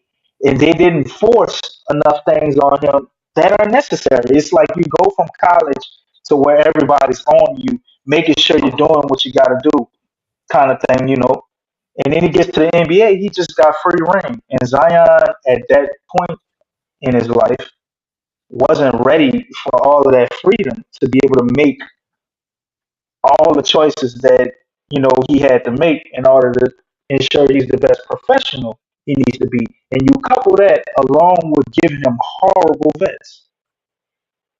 One of the vets he had in JJ Redick probably yeah, thought he had somebody he can confide in or trust in. The dude actually went to Duke, went on goddamn TV and started calling him a detached teammate and all of this. And we wonder why he has issues when you talk with about the media. psychologically and the guys getting depressed. We've put him in a horrible position to succeed as a 19-year-old coming into the NBA. People say, "Oh, you can't baby him. You got to take the baby and off of Zion." We had to have a baby. That's what the problem He was. needed to be baby a little bit in No, the beginning to be matured and brought up and showed how to do the simple things. no, Like DC. I gotta disagree with you, man. he gotta be somebody. He need a vet Lex to show him how to take care of his body, and it can't No, be Charles Barkley talking on goddamn TV. There's got to be somebody in the locker room. You're supposed to have an example no. of what you're supposed to be in front of you. Okay, DC. Referee, it ain't Okay. Stephen Hampton The, in his the mouth, bro. He got situation, out professor. Come on now. No, that is true. the situation that you come into really does matter. Hell Okay, yeah. ask the child who's born to a rich family. Did anybody got Compared a to tap the dancing child emoji? born to, you know what I'm saying? They Like got it matters. The tap dancing emoji.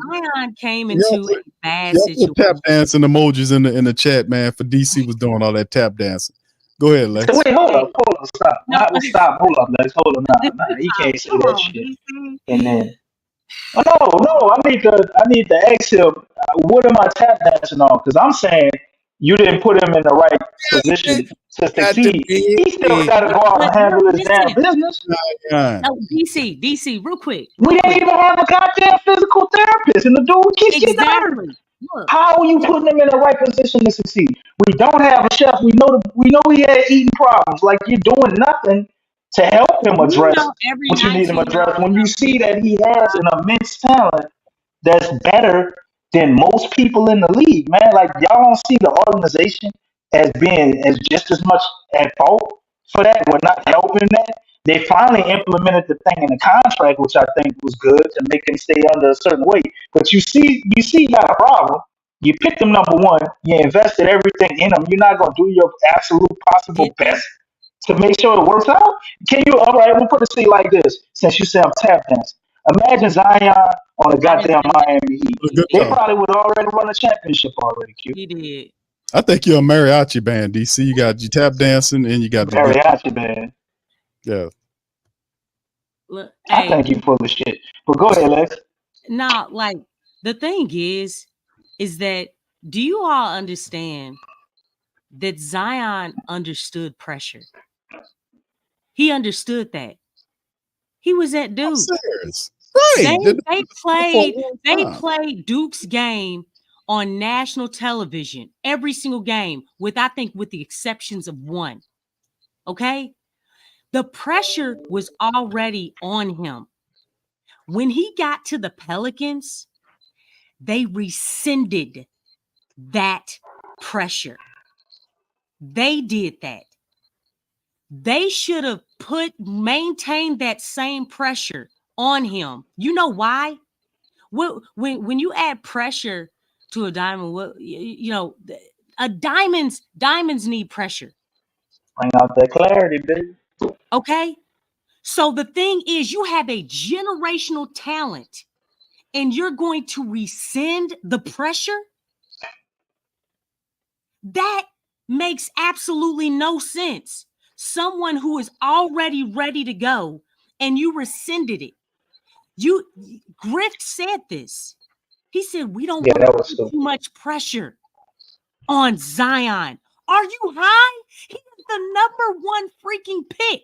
He's not Anthony Bennett, retarded freako. You know what I'm saying? Like, he's not Anthony Bennett. This is Zion Williamson. That was the dumbest statement that you could have made. He came in again. Attitude reflects leadership. He came in and put a horrible attitude on Zion because he rescinded the pressure.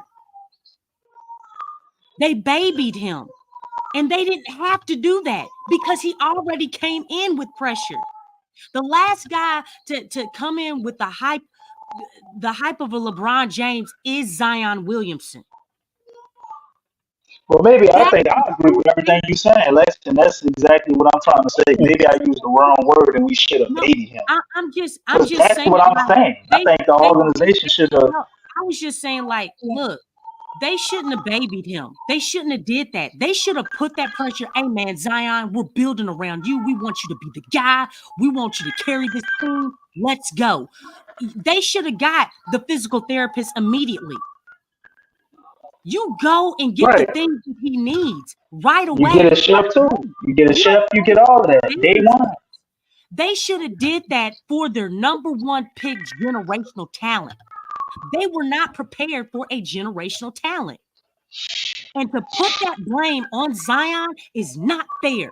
Because let me tell you something. When they picked up Wembanyama, who took him out to eat? It was Parker. It was Tim Duncan. It was Robinson. It was Manu Ginobili. They took that dude and they went and nurtured him. That's leadership. That's leadership. He came into a situation where, you know what, we're going to make sure you're ready, Wemby. We're going to make sure. And we going to call upon all the Hall of Famers. We going to call upon your fellow Frenchmen. We going to get all of them together and we going to put into you so that you can absorb that winning culture, that winning habit, so that you can be great. And at the worst, not just great, but greater than what we were. Greater than a Tim Duncan. That's what they did. Who did the Pelicans bring in? Who did the Pelicans bring in of that caliber, of that respect, to help groom a player like that? Isn't that what you want to do with your number one pick?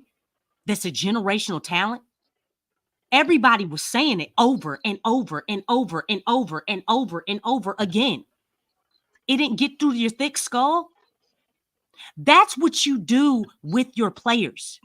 That's what you do with the perennial piece that's coming to your organization. Griff, guess what? Zion is supposed to be the savior of the team. Y'all remember when he said that? Oh, we don't want Zion to be the savior. Oh, Yes, you do. Yes, you do. Yes.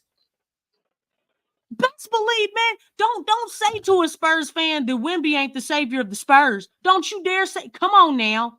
Come on. That's right.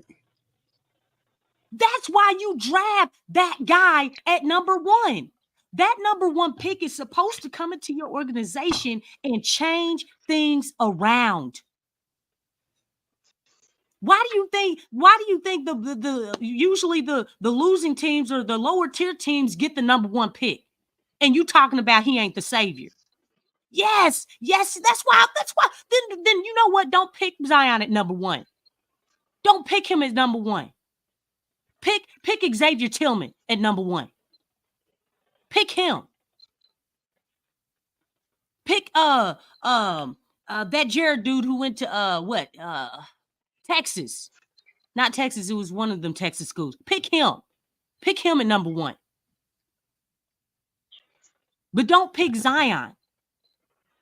If you don't want a savior, someone to help raise your organization up, don't pick at number 1. Trade that number 1 pick to somebody else who does need a savior.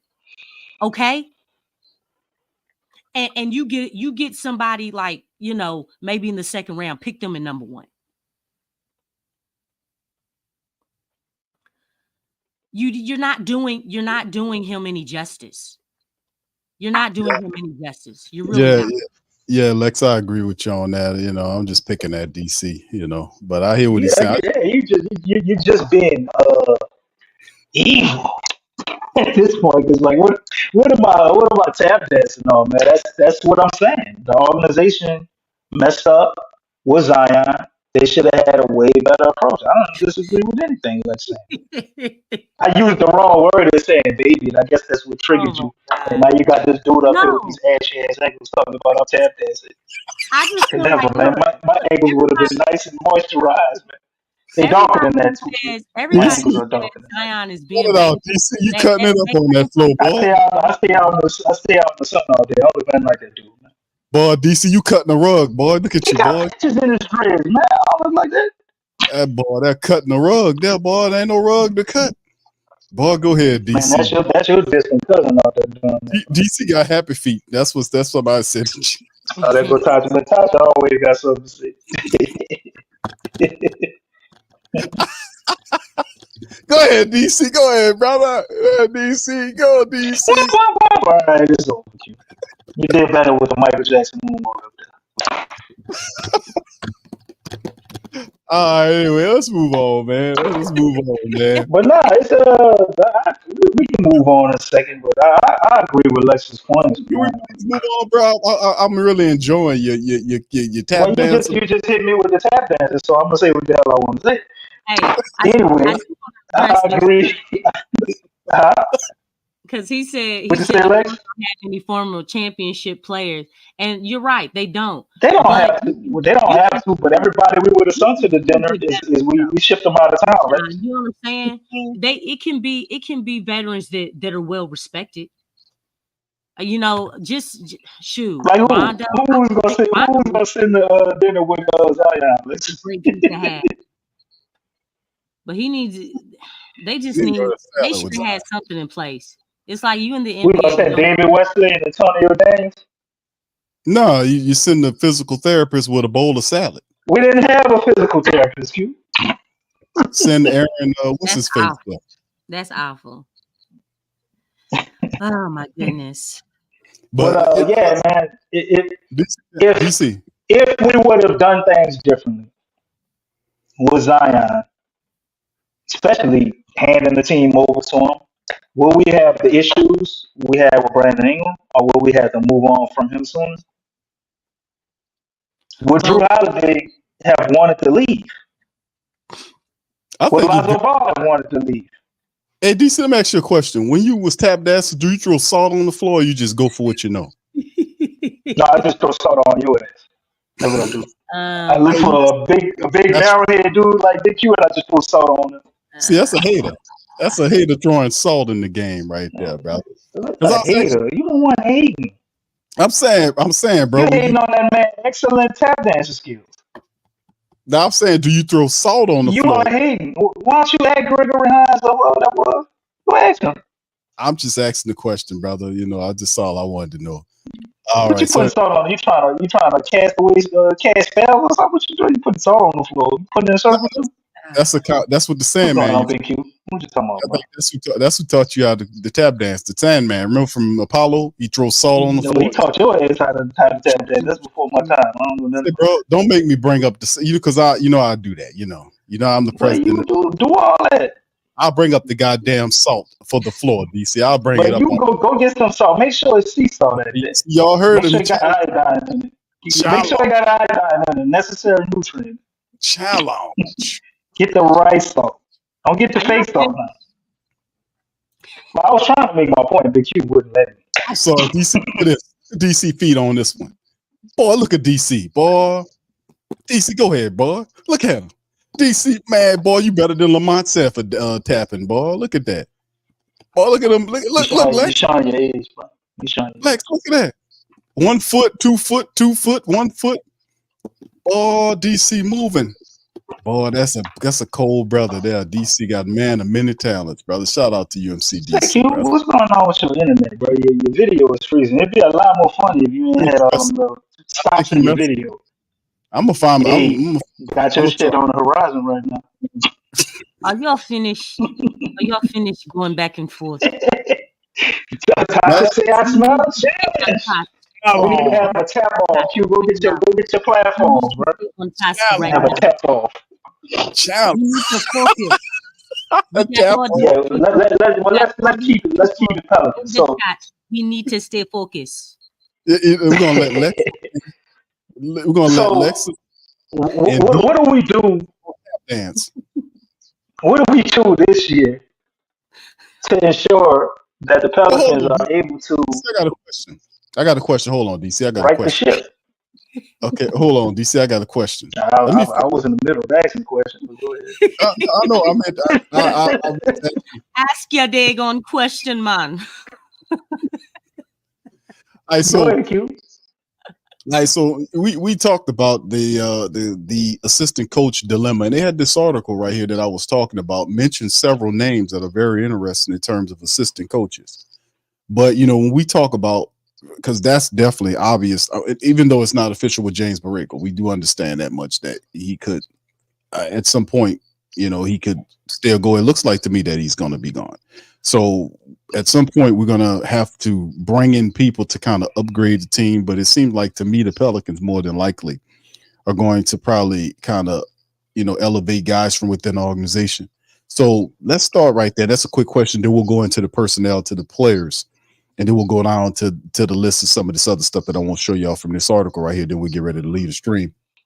Because, by the way, y'all, tomorrow we'll have the call-in section of the show so y'all can chime in on that. So, Tasha said I think DC would beat BQ in the tap off. Yeah, I think you're right, man. He got the tap well. So shout out to DC. I think he beat me in the tap off. Man, you ain't seen Q. You ain't seen the penny loafers that Q got. He got some real special tap shoes, and I'm telling you, that boy is special. Can we get a preview on tomorrow? Young Gregory Hines, man. Now for real, y'all go, be on the camera and everything, and y'all set up, and we'll set out. I'll be the mediator. No, we want to see you, DC. We want to see it. Okay. Well, I mean, I ain't got my platforms right now. Maybe you know what? Instead of the tap dance, we can do the Schwala Bombing. How about that? The who? The what? Yeah, the dance challenge. You know what I'm saying? Why don't y'all do that? Yeah, that would be dope. No. What's going on? Oh my gosh. He rapping and tapping. That's a whole nother rapping and tapping, boy. You got the game figured out. Trying to simplify DC. Rap and tap. Don't get him going. He ain't gonna stop. No. I'm saying, but let's talk about that though, because that needs to be something that the Pelicans handle. Now we know that losing these guys, man, that's gonna hurt a bit. So we have to think about, who do you guys think will be replacements for some of the guys, or do we promote from within? What do you think? Didn't he have some of the names in the articles? Who they were suggesting? Because I'm interested in knowing like who's out there, who's available that we can get, and then we got to Well, narrow that down to who will buy some of the snake well, oil from David let Griffin. me show you. Let me show you the article right here, and this is by way from Clutch Sports, saying that why Pelicans must add Mike D'Antoni to bench amid coaching departures. And then toward the bottom, it's actually a pretty decent article. If you guys want to kind of go and check it out. It says James Borrego, Kenny Atkinson are both doing interview sessions with the Cavs. Atkinson did well as a developmental coach, guide in rebuilding the Nets squad to respectability. He did a really good job by the way. Atkinson's Nets even made the NBA playoffs, earning the 6th seed while they recently acquired, but still rehabbing Kevin Durant watch from the bench. Terry Stotts, David Yeager, and Sam Cassell are 3 other experienced names that might be ringing out in New Orleans soon. Other less experienced names to consider for the assistant jobs are Lloyd Pierce, formerly of Atlanta. He used to be the coach of Atlanta. Yeah. Mike Wojnarowski, who's Indiana Pacers. Chris Quinn, who's an assistant coach for the Heat. Jordan Sears for the Texan Legend G League team. TJ Saint from Birmingham Squadron, or Jody Meeks from the Squadron. So, and then this article also throws in, what's the code? I just forgot, man. Yeah, exactly. It throws in to D'Antoni. It mentions him. So I mean, it gives you a bevy of different names to consider for some of these replacement jobs for the Pelicans. But like I said, if James Borrego gets the Cleveland jobs, you might lose some more assistants. You might lose a few more people. That's not That would be hilarious at this point, man. It would, but I'm saying that would be hilarious at this point. If If James Borrego come here and poaches assistants that he didn't even bring here, that would be hilarious. I could at least understand the Trajan Langdon thing. Those guys been in the building with him. There's a Monty Williams connection, also to Vinson more than Trajan Langdon. But for James Borrego to be able to poach some people, man, we really got to look ourselves in the mirror. But I like the acquisition of Sam Cassell, man. I think if we be able to get him, that would be perfect. Like he kind of embodies everything we missing. Like I remember Sam Cassell. I was super young, but I do remember that Rockets team and seeing him. Man, he was always a gutsy dude. Played with a lot of passion. Very intelligent basketball player, man. Kind of not their games weren't similar, but just in mentality, a little bit of Rondo. Maybe not as angry, but he definitely had a little bit of Rondo to his game, and I think he could be somebody that come here and put some aggression into guys. Like we need point guard mentalities here. Obviously, with the lack of offense we have, and I think Sam Cassell will be like kind of a blend of having a coach, but also somebody who's young enough to kind of be like a player a little bit to those guys. Like, because that's what we're missing, man. We don't have really any genuine, real point guards on the roster. Even just having a vet with that type of mentality of setting guys up and getting easy buckets for other players, just that real unselfish type of mentality. We don't have that, and I think having a guy like Zion without having that is almost it's retarded. Like, how do we have a dude like Zion that has the capability to be able to play off ball and play in a pick and roll, and we've never done anything to build on that or improve those attributes of his game? Because pretty much the little bit of what we saw with Lonzo Ball, that was it. You're looking at Zion the last couple of years, he don't be doing a whole bunch off ball, because when he does make cuts or get guys in position, a lot of times they don't even get him the damn ball. So if you don't score off the dribble, you really ain't gonna score. So I think adding Sam Cassell, man, would definitely help with that, and he probably would influence Willie to sign a goddamn point guard if we can't trade for He would be Willie's replacement. Add that too. He could also be the replacement for Will. I still think that Willie Green. Now, I don't totally. Like I said, I've seen it, and Lex might not agree with me on this one. Do we need to bring out the tap dancer? Because now you. I'm gonna go get his penny. Tomorrow, Lex. I'm gonna bring his penny loafers in here. You know, Come on, Big Q. we You can were do it spending tomorrow. that. You backtracked. Don't do it. Don't do it, What is Q. Big Q? Think about it. Think about it, man. Think Big about Q tap dancing a little bit. it. Think about No, it. I'm saying, Come on. I'm just saying here. I'm just saying at the end of the day is that I think Willie incrementally he's gotten better from the previous year. But like I said, the glaring things that stand out, like the adjustments, all that kind of stuff, that has to like the progress of the team to get to the next level is all dependent upon him getting like not just incrementally better in this upcoming season. Like Lex, he has to have like a quantum leap. I've said that before, but He I was agree. over there with Dennis Allen, Q, picking up some notes. You know, you talk about guys No, he going in the wasn't. off season and reading different books and going to seminars. And the one coach you said that studied another, what was that? Eric Spoelstra. He studied something they were doing in football and brought it.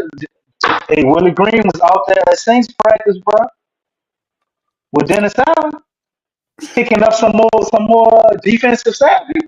Huh? You know what? We can have a revolutionary defense this year. He looked straight up clueless out there too. Did you see him? How you clueless? Let's take practice. Let's. Like, you know what I'm saying? Am I in the way? Do I need to move? Damn, Do I need Lex. to move off the field? Yes. The man you need was to get out off, of the Lex. building. He wasn't working that day. Get out. You know what I'm saying? We don't need anything else. You're with your checkers mindset to come in here and inflict on this practice. Okay. I blame David Griffin for the checkers mindset because he damn sure ain't playing chess over there. It really is because there is no chess in these guys. He bad at playing checkers too, Lex. David Griffin is horrible at playing checkers. He's not even good at that. Shoot, blackjack, Uno, all of them, dominoes.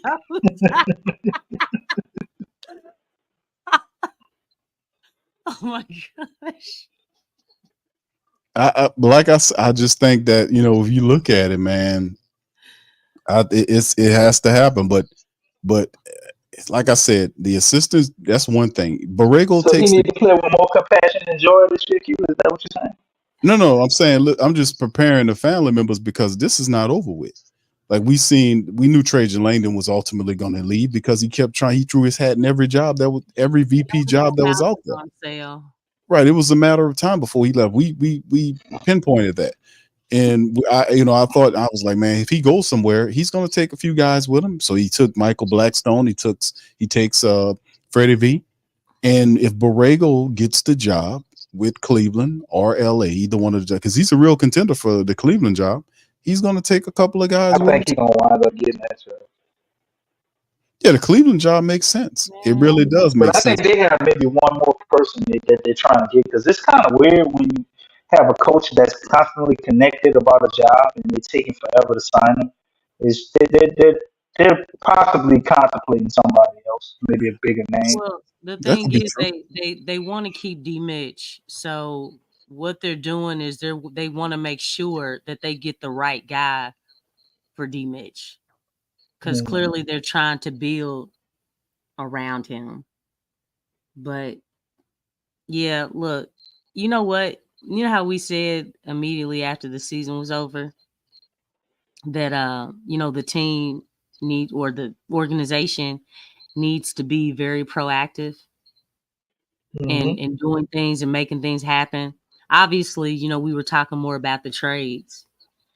But even though trades haven't happened, there's been so many things going on, and with everything that's been going on, the Pelicans still have not done anything. Whether it's from the staff point, it's just basically, again, they're sitting and waiting. Like, what are you all doing? Because to be real, I can't be mad at them right now for that because they can't really, I don't think, do anything for real until like after the draft. far as I mean, well, other filling these teams front are. office. I mean, they might Look, be going at somebody who's in the actual championship right now to fill one of these spots. And you're not gonna pull off a trade before the draft. That okay, really are you on never that happens. Hopium? Are you on the No, Hopium? no, I'm just saying like they may very well just keep having us hurry up and wait, Lex.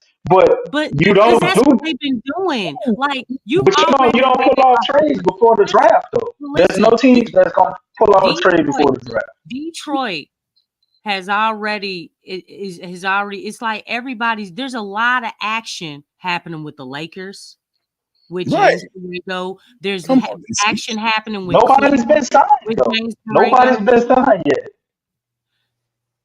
Trajan has. Vince tell me just what. left. That's why we're here. You know what I'm saying? But I mean, that's what I'm Vince, saying. Like Vince, I mean, they still haven't like signed Borrego. So right wait, what are now, we talking about? Are we talking about the front office, or are we talking about them I'm not pulling talking off about the trade? a trainer has left, right? A trainer Sure. has left. Okay, Okay. yeah. Vinson just left. That's been the whole topic for the most part here. Vincent has just left. Trajan has been signed. And according to Woj. We promoted Bryce Brown. Okay. All right. Let me stop. Okay. Oh, goodness. Oh my goodness. Let me ask you this, Lex. What do you expect them to do within reason at this You know time what? period right now? Right now, well, all I'm seeing is other organizations, and I haven't just because basically we're seeing the subtraction of the Pelicans, right? That's all we're seeing. We're not seeing any type of additions. Like, you know what I'm saying? Like, again, it's a stale moment. Nothing's happening. It's like we're just sitting. Oh, you want him? Okay, well, bye. See you later. And look, they're making posts. The New Orleans admin team is making posts. Oh, we appreciate you for what you did for the Pelicans, and we wish you good luck and all that stuff. That's what we're doing. That's what the Pelicans doing. I This, need this Hey, we're organization a basketball to be university, man. more We just keep aggressive, giving to man. the league. You know what I'm saying? It's like, again, it's that small market mentality. Just because you're a small market team does not mean that you just have to sit and wait. You don't have to play that game. You don't have to embrace your small marketness. You can be a small market with a big time mentality. You can. Ask the Thunder. Ask the Grizzlies. Ask the T-Wolves. Ask the Spurs. Ask please them. don't ask the Spurs. No, but I'm just saying no because they're a small market team, No, because but Big they Sean have gonna answer.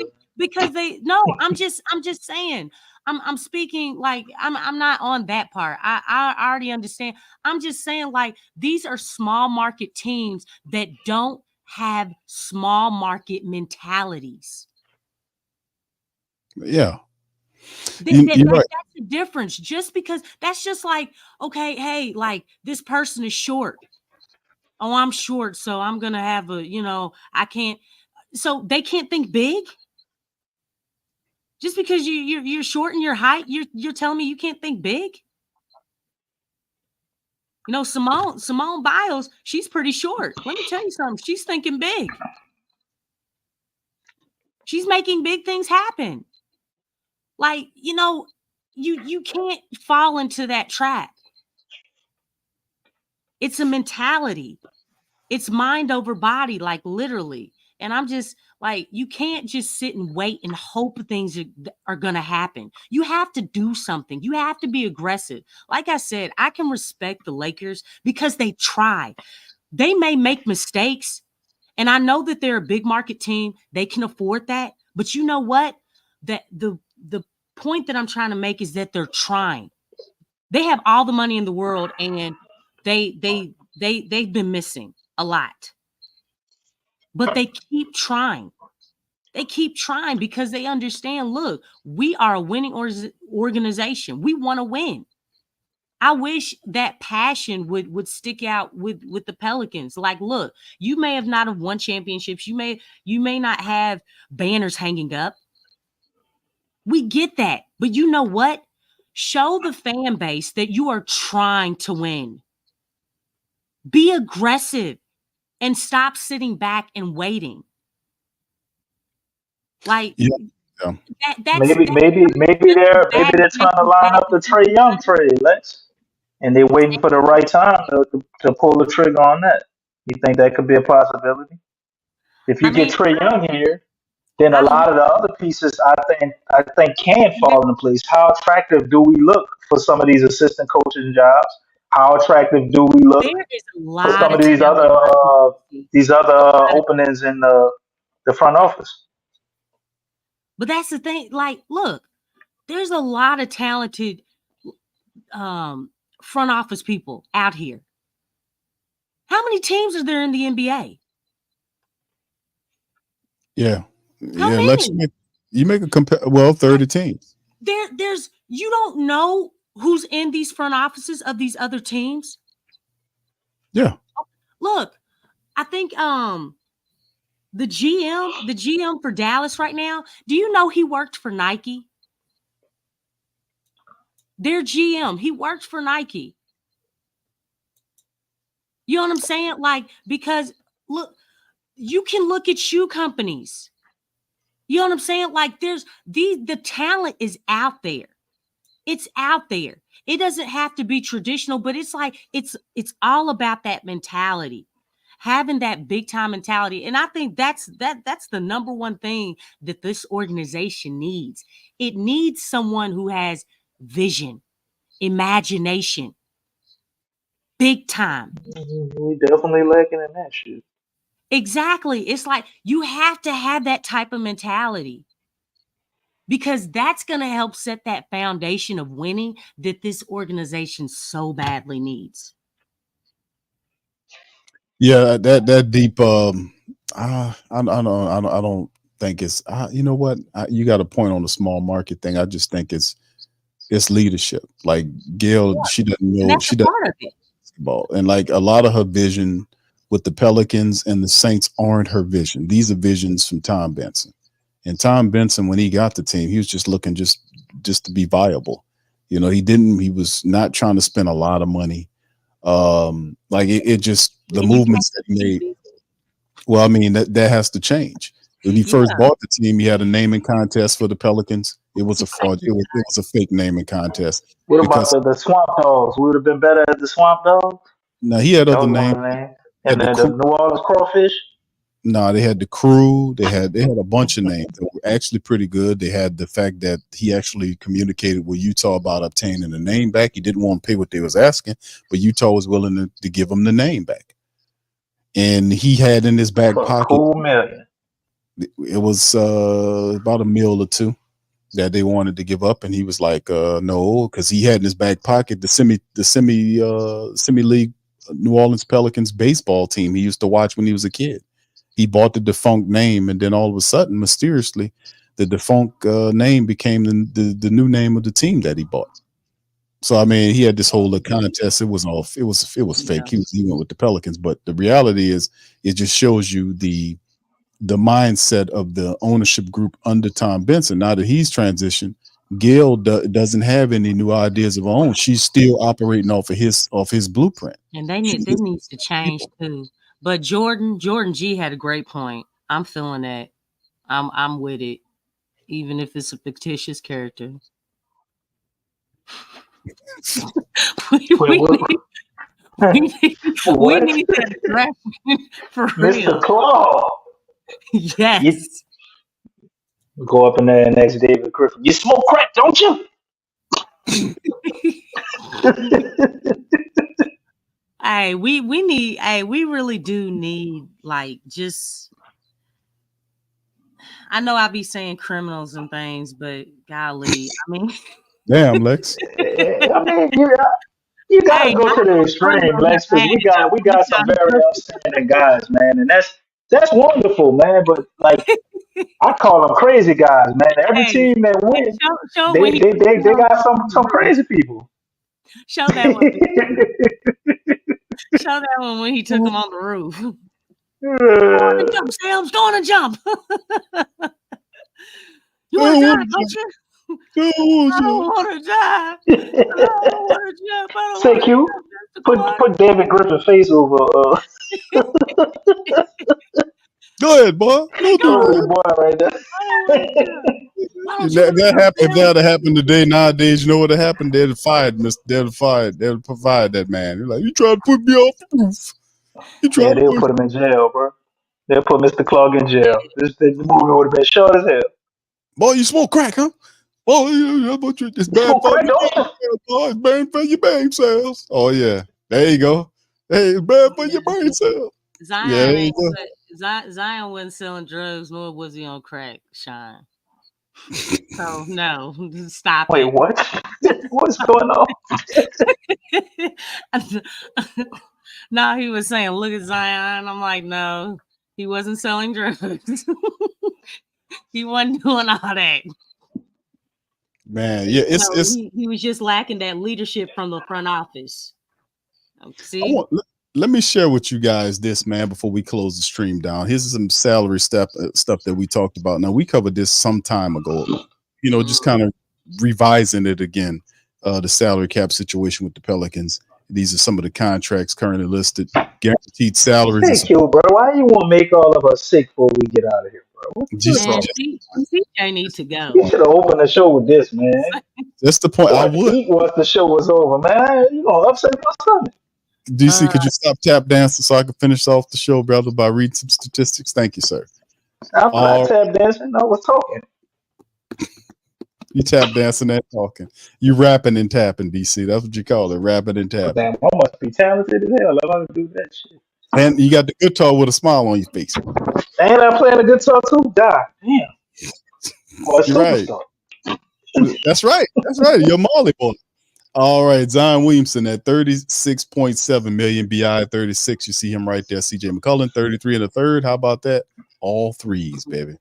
All right, Herb Jones, 12.9, almost 13. You see Larry's contract with 11 mil. Dyson, just over 6. Trey, 5.1. Jordan Hawkins, 4.5. EJ Liddell at 2.1. You see the overall total right there in terms of the guaranteed salary. The non-guaranteed goes to Matt Ryan, Malcolm Hill. You see is on a two-way deal right there. And then, of course, we scroll down, we see team options for Jeremiah Robinson Earl at 2.1 plus with the 9 bird rights. Jose Alvarado with almost $2 million right there. Salary will remain non-guaranteed if option is exercised. And, of course, as we stroll down, you see another two-way free agents was Darion Seabryan with the early bird rights for him. The draft picks, 1 overall is the 21st overall pick at that slot is 3.2 million, just over that. And then extension eligible players, Jose Alvarado, extension eligible until June the 30th. Or beyond if the team option is exercised. BI is on the veteran, is a veteran there. Najee's veteran, extension eligible until June the 30th. CJ McCollum, Trey Murphy's rookie scale, Larry Nance, extension eligible for October the 1st. Big V's extension eligible until June the 30th. And of course, the note is, unless otherwise indicated, these players are eligible for extensions beginning in July. Unrestricted guys, Big V, you see right there at 23.1. Najee Marshall is 2. Cody Zeller over 2. And other cap holes are still kind of money we owe other players. Billy Hernan Gomez with 4.6. Tony Snell just over 2. Gary Clark at 1.8 plus. Jared Harper at 1.8 plus. James Nunnally 1.8 plus for a grand total of 12.3 million on other cap holes. Cap holes for these players are on the Pelicans book for prior seasons because they haven't been removed. They can't be used in any sign or trade deal. Here come your cap extensions, your cap exceptions available. The Pelicans project to operate over the cap and under the first tax apron. Non-taxpayer mid-level exception is 12.8 plus. The biannual is 4.6 plus, and the trade exception is 5.7 plus. Unless other indicated, trade exceptions don't expire before the regular season begins. All right, so there you go. Some little backdrop information on players and our current exceptions and otherwise, just dropping that on you guys as well. And like I said, for family members that want to chime in, we'll pop back tomorrow. We'll have the call-in stream for people to kind of chime in with Q&A or expressions or who they think the Pelicans need to do to improve the team, player-wise, coaches ideas, stuff like that. Y'all got your chance tomorrow morning to be able to kind of reply on that, man, for the Pelican or PPR in the morning on Saturday morning, baby. How you love that. All right, so anyway, I'm gonna turn the floor over to Lex and DC as we get ready to leave the stream. Lex, how do you feel about some of this stuff in important shots before we leave? There's a lot of That's a lot of stuff, ain't it? yeah. Damn, see, you took all the passion out of Lex, man. What'd you say, DC? You took all the passion out of you reading that salad. You sound sleepy now. Oh no, I'm good, man. You are so funny. Nah, we need to let go of some of these contracts though. It's like, yeah,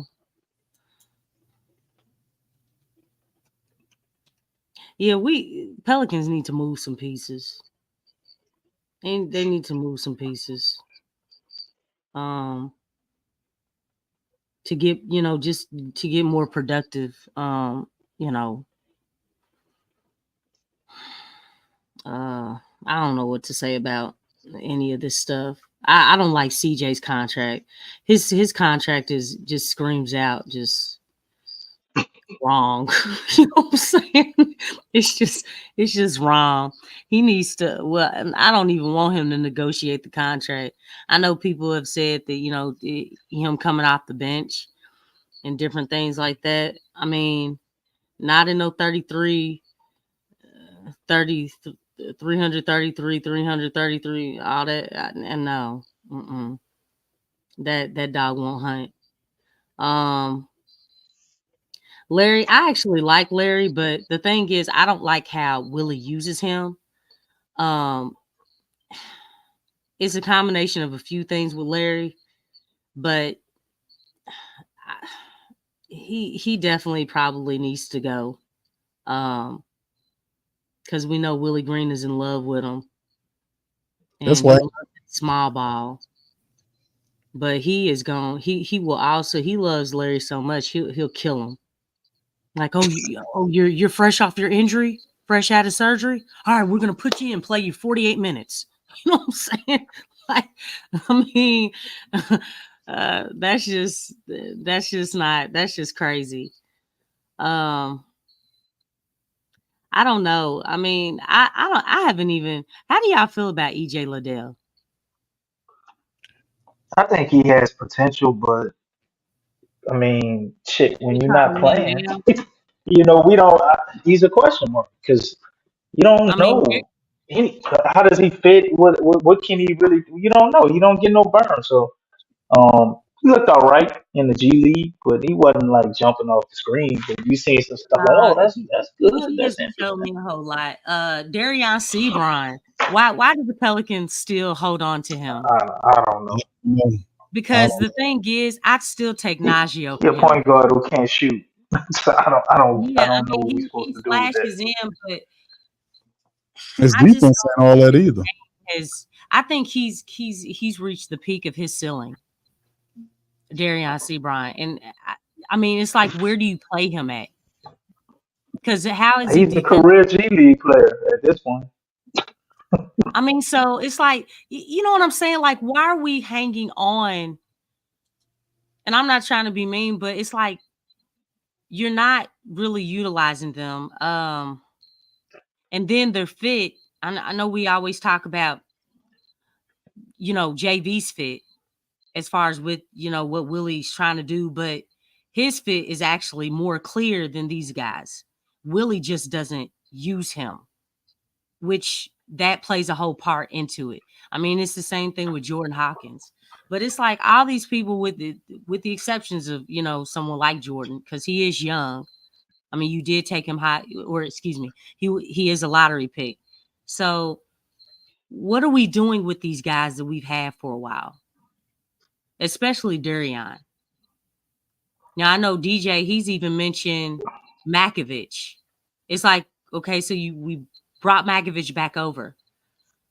we haven't really seen him. You know what I'm saying? It's not like, you called him up to play in any of the series, against the Thunder.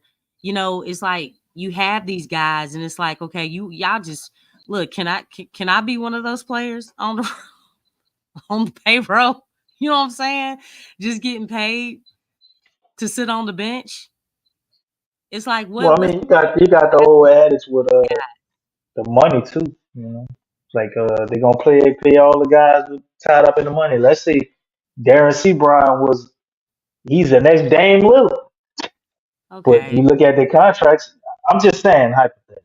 I'm I not saying mean, but they're not gonna play him. You ain't gonna get no burn because of the money. what's likely to happen here, because the Pelicans are cash strapped. Now, after they make the trade, they're gonna get a few people to help them in the starting lineup. But in terms of development, we basically resetting the core. You lose Najee Marshall, more than likely, the Pelicans could lose Jose going Look, to. and So I'd rather keep a Najee right. and look, like the guys that you're definitely not playing, clear up some cap space. Again, I'm not trying to be mean, but it is a business, right?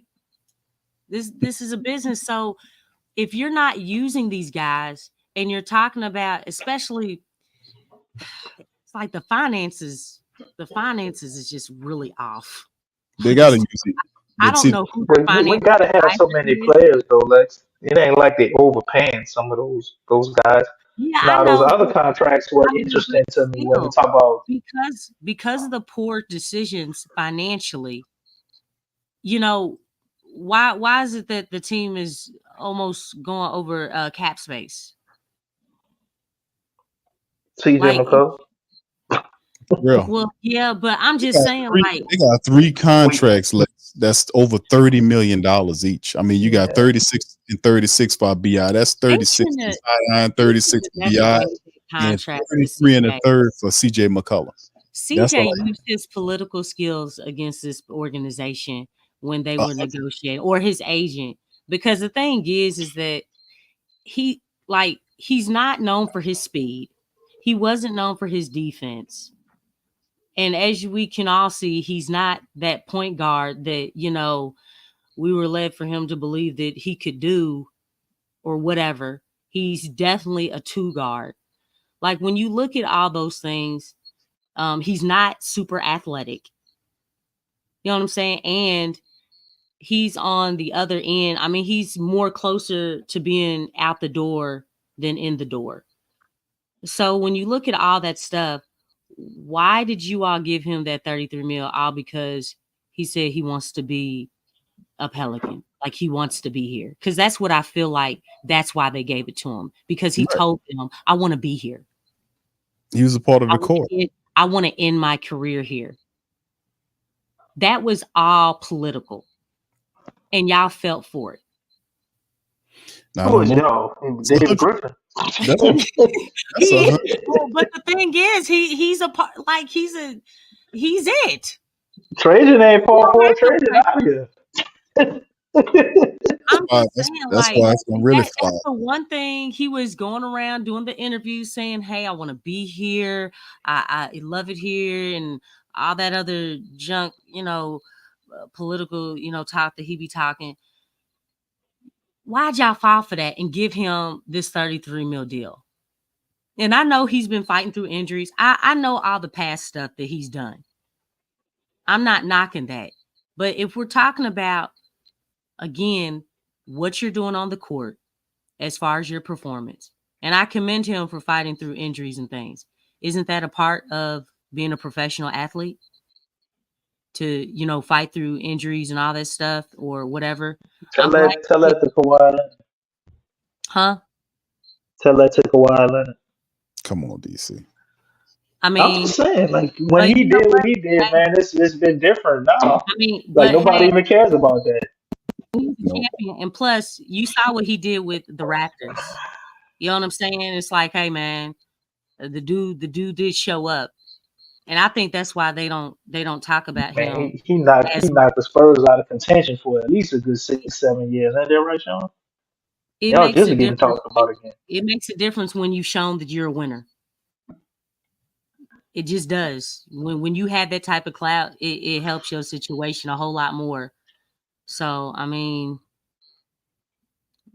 I just they shouldn't have given him that contract. They should have condensed that down just a whole lot more. But the idea and the vision, according to what David Griffin was given, was what they were attempting to do is create a core and then role players around it, and actually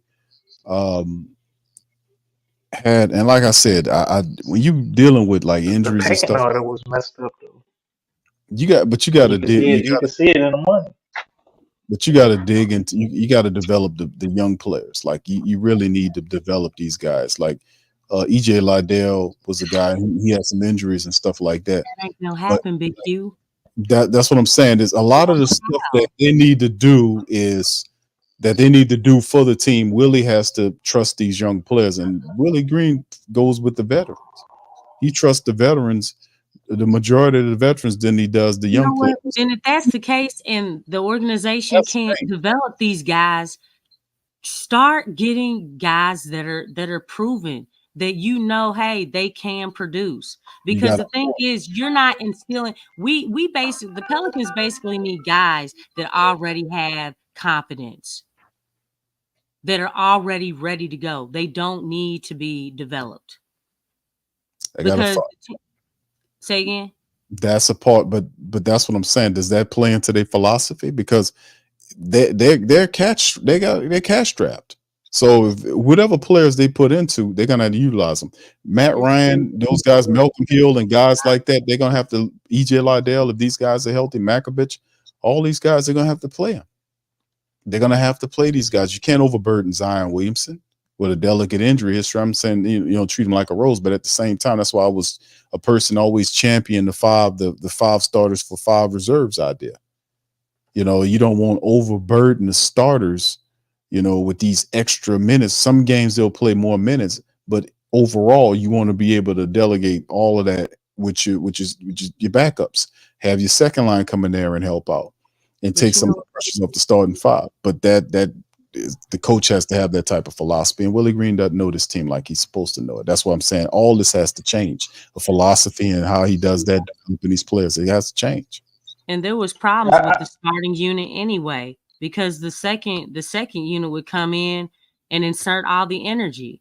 And it's like, why does the second unit have to come in and put energy in the game? Like, because we don't have a point guard, Lex. We don't have anybody that can control the tempo of the game. It's not even the point. The thing is, there was a lot of clash. There was a lot of clash. I don't know how many different styles the Pelicans played.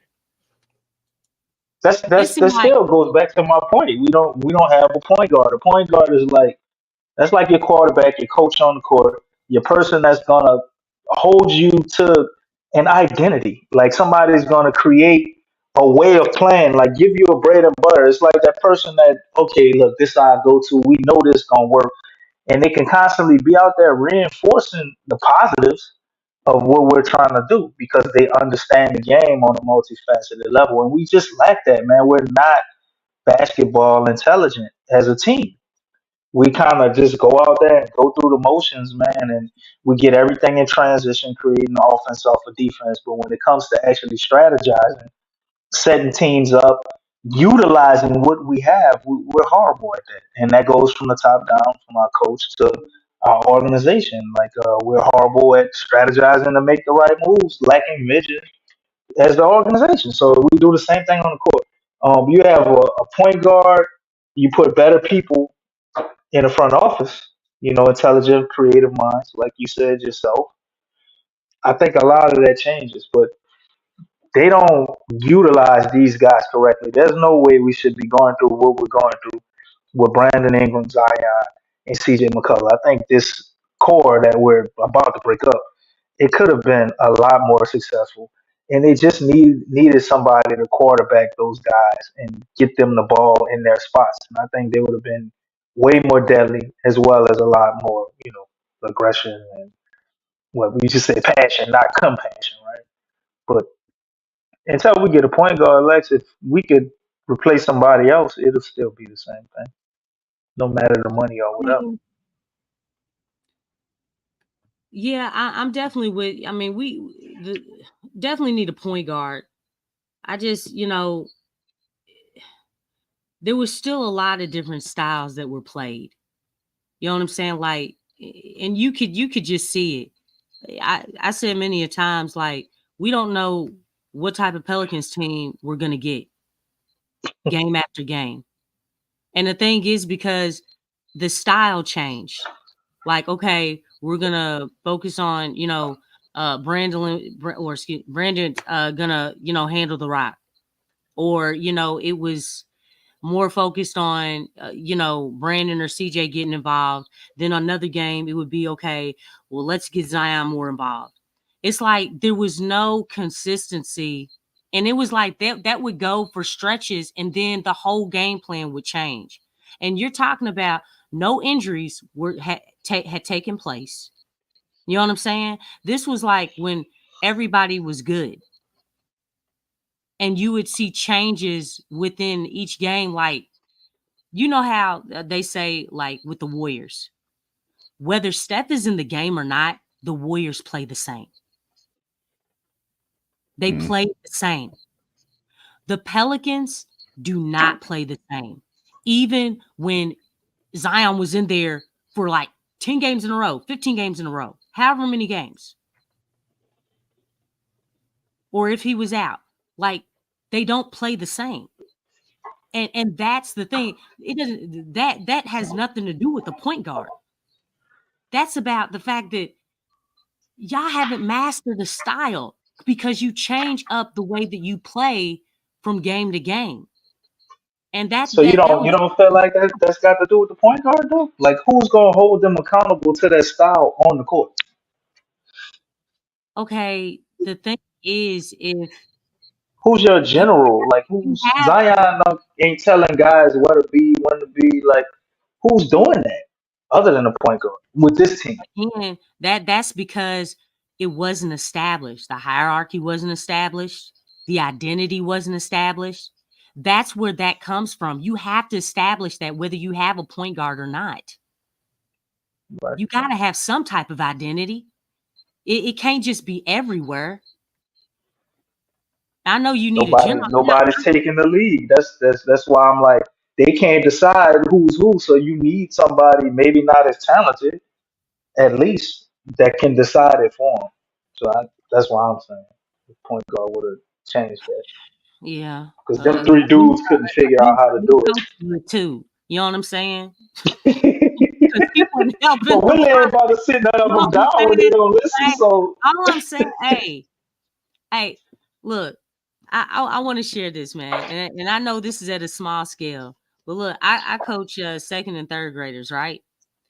Nobody really handles the ball well. Nobody does. So what I tell them, I'm like, look, move the ball. Move the ball. Like, if you see that two people are coming to double you, that means one of your teammates are open. Somebody else is wide open. And let me tell you something.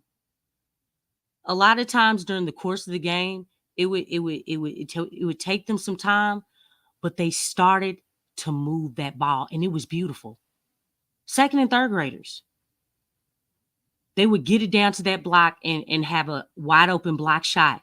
And then when they were successful, they would look at me and be like, "Oh my gosh!" I was like, "It was beautiful basketball." It's second and third grade. And during the course of the game, like I said, it took them maybe a quarter to understand. But they when they like if the opponent team would zone, I'm like, look, hit the middle, be strong, grip that ball, turn towards the basket, look to the blocks. Whoever's on the wings, shoot down, get open. Like, it's establishing something that ball movement works. If you don't know that, like, that doesn't take a rocket scientist. Ball movement works. Ball movement and player movement. It always works. Trust me, I've seen teams that have no athleticism. They are straight up fundamental. And you know what they do? They move the ball and the players move. Just establishing that identity right there instead of standing around, because that's the whole purpose of the 0.5.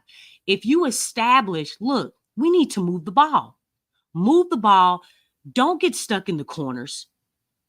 And if somebody's doing a pick and roll, Herb, we saw Herb do it. What did Herb do? He cut to the basket. Man, it'd be a shame watching her do all that and Yeah, not utilizing him correctly, man. That's crazy. Backdoor cuts, like these are things that they can work, and this is without a point guard. Mm-hmm. You're telling me you don't know how to pass, do bounce passing? Like this is without athleticism, period. And if teams with no athleticism, no speed, no nothing can do that, you best believe a team that does have talent, that does have athleticism, that does have speed, they can do that. It can be done. But you have to instill that. And that like throwing into the post. How many times do we talk about that? How come y'all don't know how to throw in the post? You learned that in middle school, man. You focus on the corner of the backboard, the bottom of that corner. You lob it. You look for the hand. You know, when the down of the post, when they raising their hand, they have their hand stuck out. You hit it right here. If a guy's right here, hey man, hit it in my chest. Like, how come you all don't know how to get the ball in the post? You have a small amount of window and you're over dribbling and you miss the window. That's CJ. These are basic things. This is stuff that you learn in middle school. Like literally that's stuff that you learn. Like those are the type of problems. And then it's like, hey, as a coach, let me get a timeout. Hey guys, look, we need to get the ball to Jonas. If we start pushing the ball to Jonas, and this is whether Zion's in or Zion's out, look, push the ball to Jonas. He's a big guy. He can open up the perimeter. Stop doing handoffs. Do the pick and roll. Man, I wish they would have did the pick and roll between Jonas and Zion in the middle of the floor. Never even tried it. They did that so few times, and every time they did it with the small amount of time that they did it, they're both big guys. It is so hard for those skinny guys to get around two big guys, y'all. You have a guy in Zion who's he's a tank who has the speed of a guard, who has a nice handle around the rim, and then you have Jonas who's just big. You can't get around his wide butt if he screens you. And then you trying to keep up with Zion who has all that power. Try moving him. How come we never use that easy play? That's without a point guard. That's without a point guard. And then you're talking about having a shooter like Jordan Hawkins, CJ, who's ready to shoot the three off of a handoff. Trigger trade down, and Herb ready to cut to the basket off ball on weak side help. It's like this is just it's without a point guard. These things can work. They can work. But it's like you gotta establish that identity, whether you have a point guard or not. And I think the thing is, it's not like the guys on the court can't handle the ball at all. But I mean, again, ball movement, player movement, and then you have advantages. There, man, that pick and roll between Zion and JV, oh my gosh, man. In the middle of the floor. They did it against the T-Wolves. Y'all remember that game? Mm-hmm. Zion scored 12 points straight. Mm-hmm. They were doing that the whole time. You know why?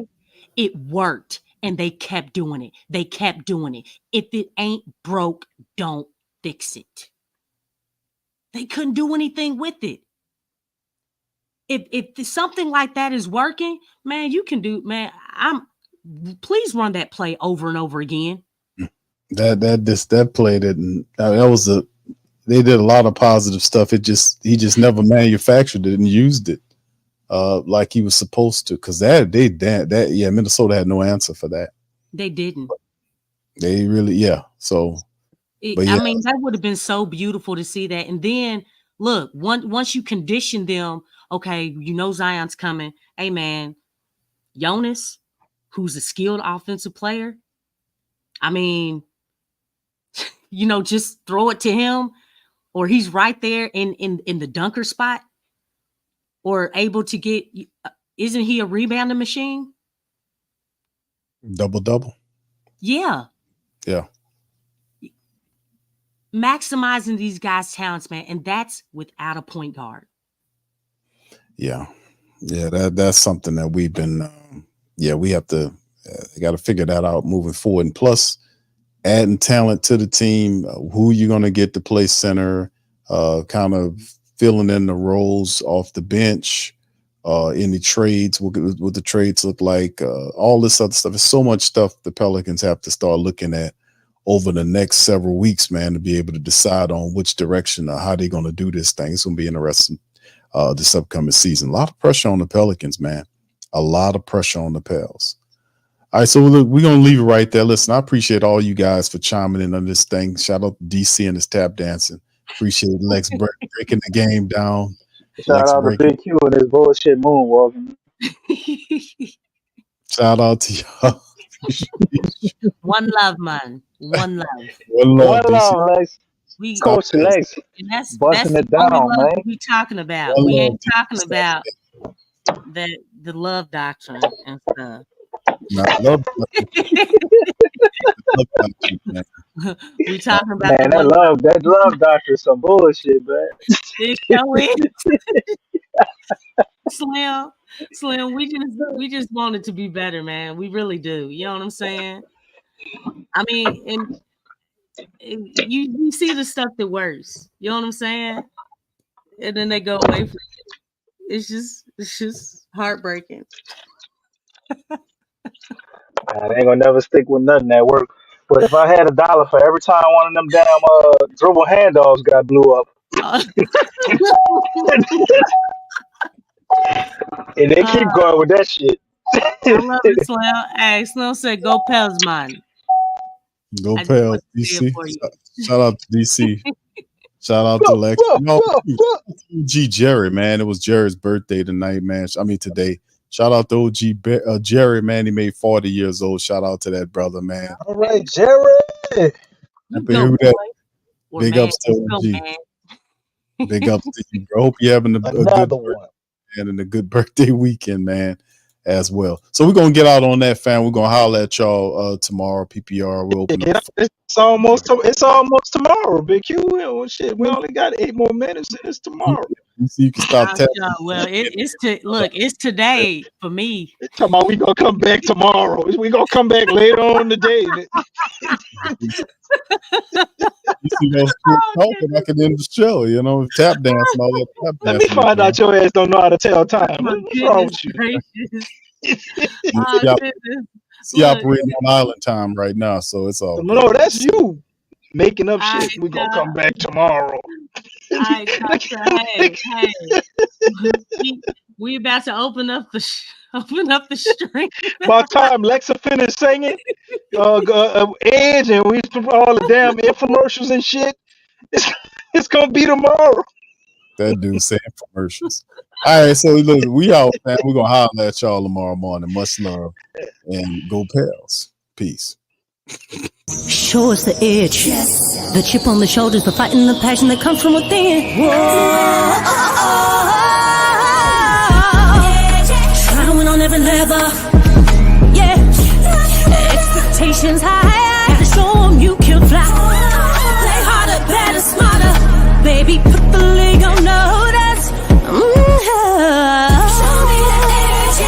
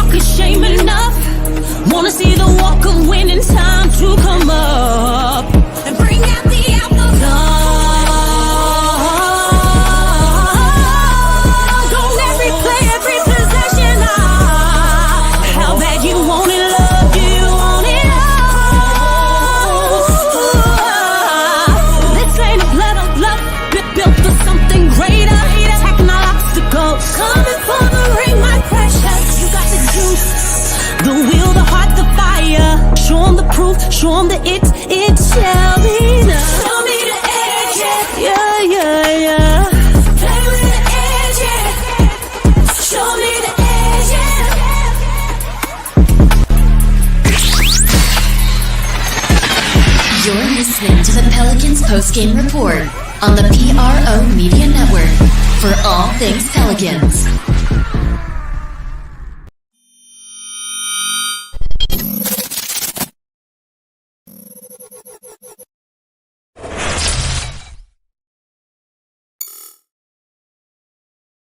TheWhoThatDaily.com. That's right, TheWhoThatDaily.com. Your one-stop shop for everything New Orleans Saints, New Orleans Pelicans, LSU Tigers, and even the top-flight boxing news. So if you're a Who That and you're looking for a place to stay up on your team, TheWhoThatDaily.com is your site. TheWhoThatDaily.com for the sport Who That in all of us.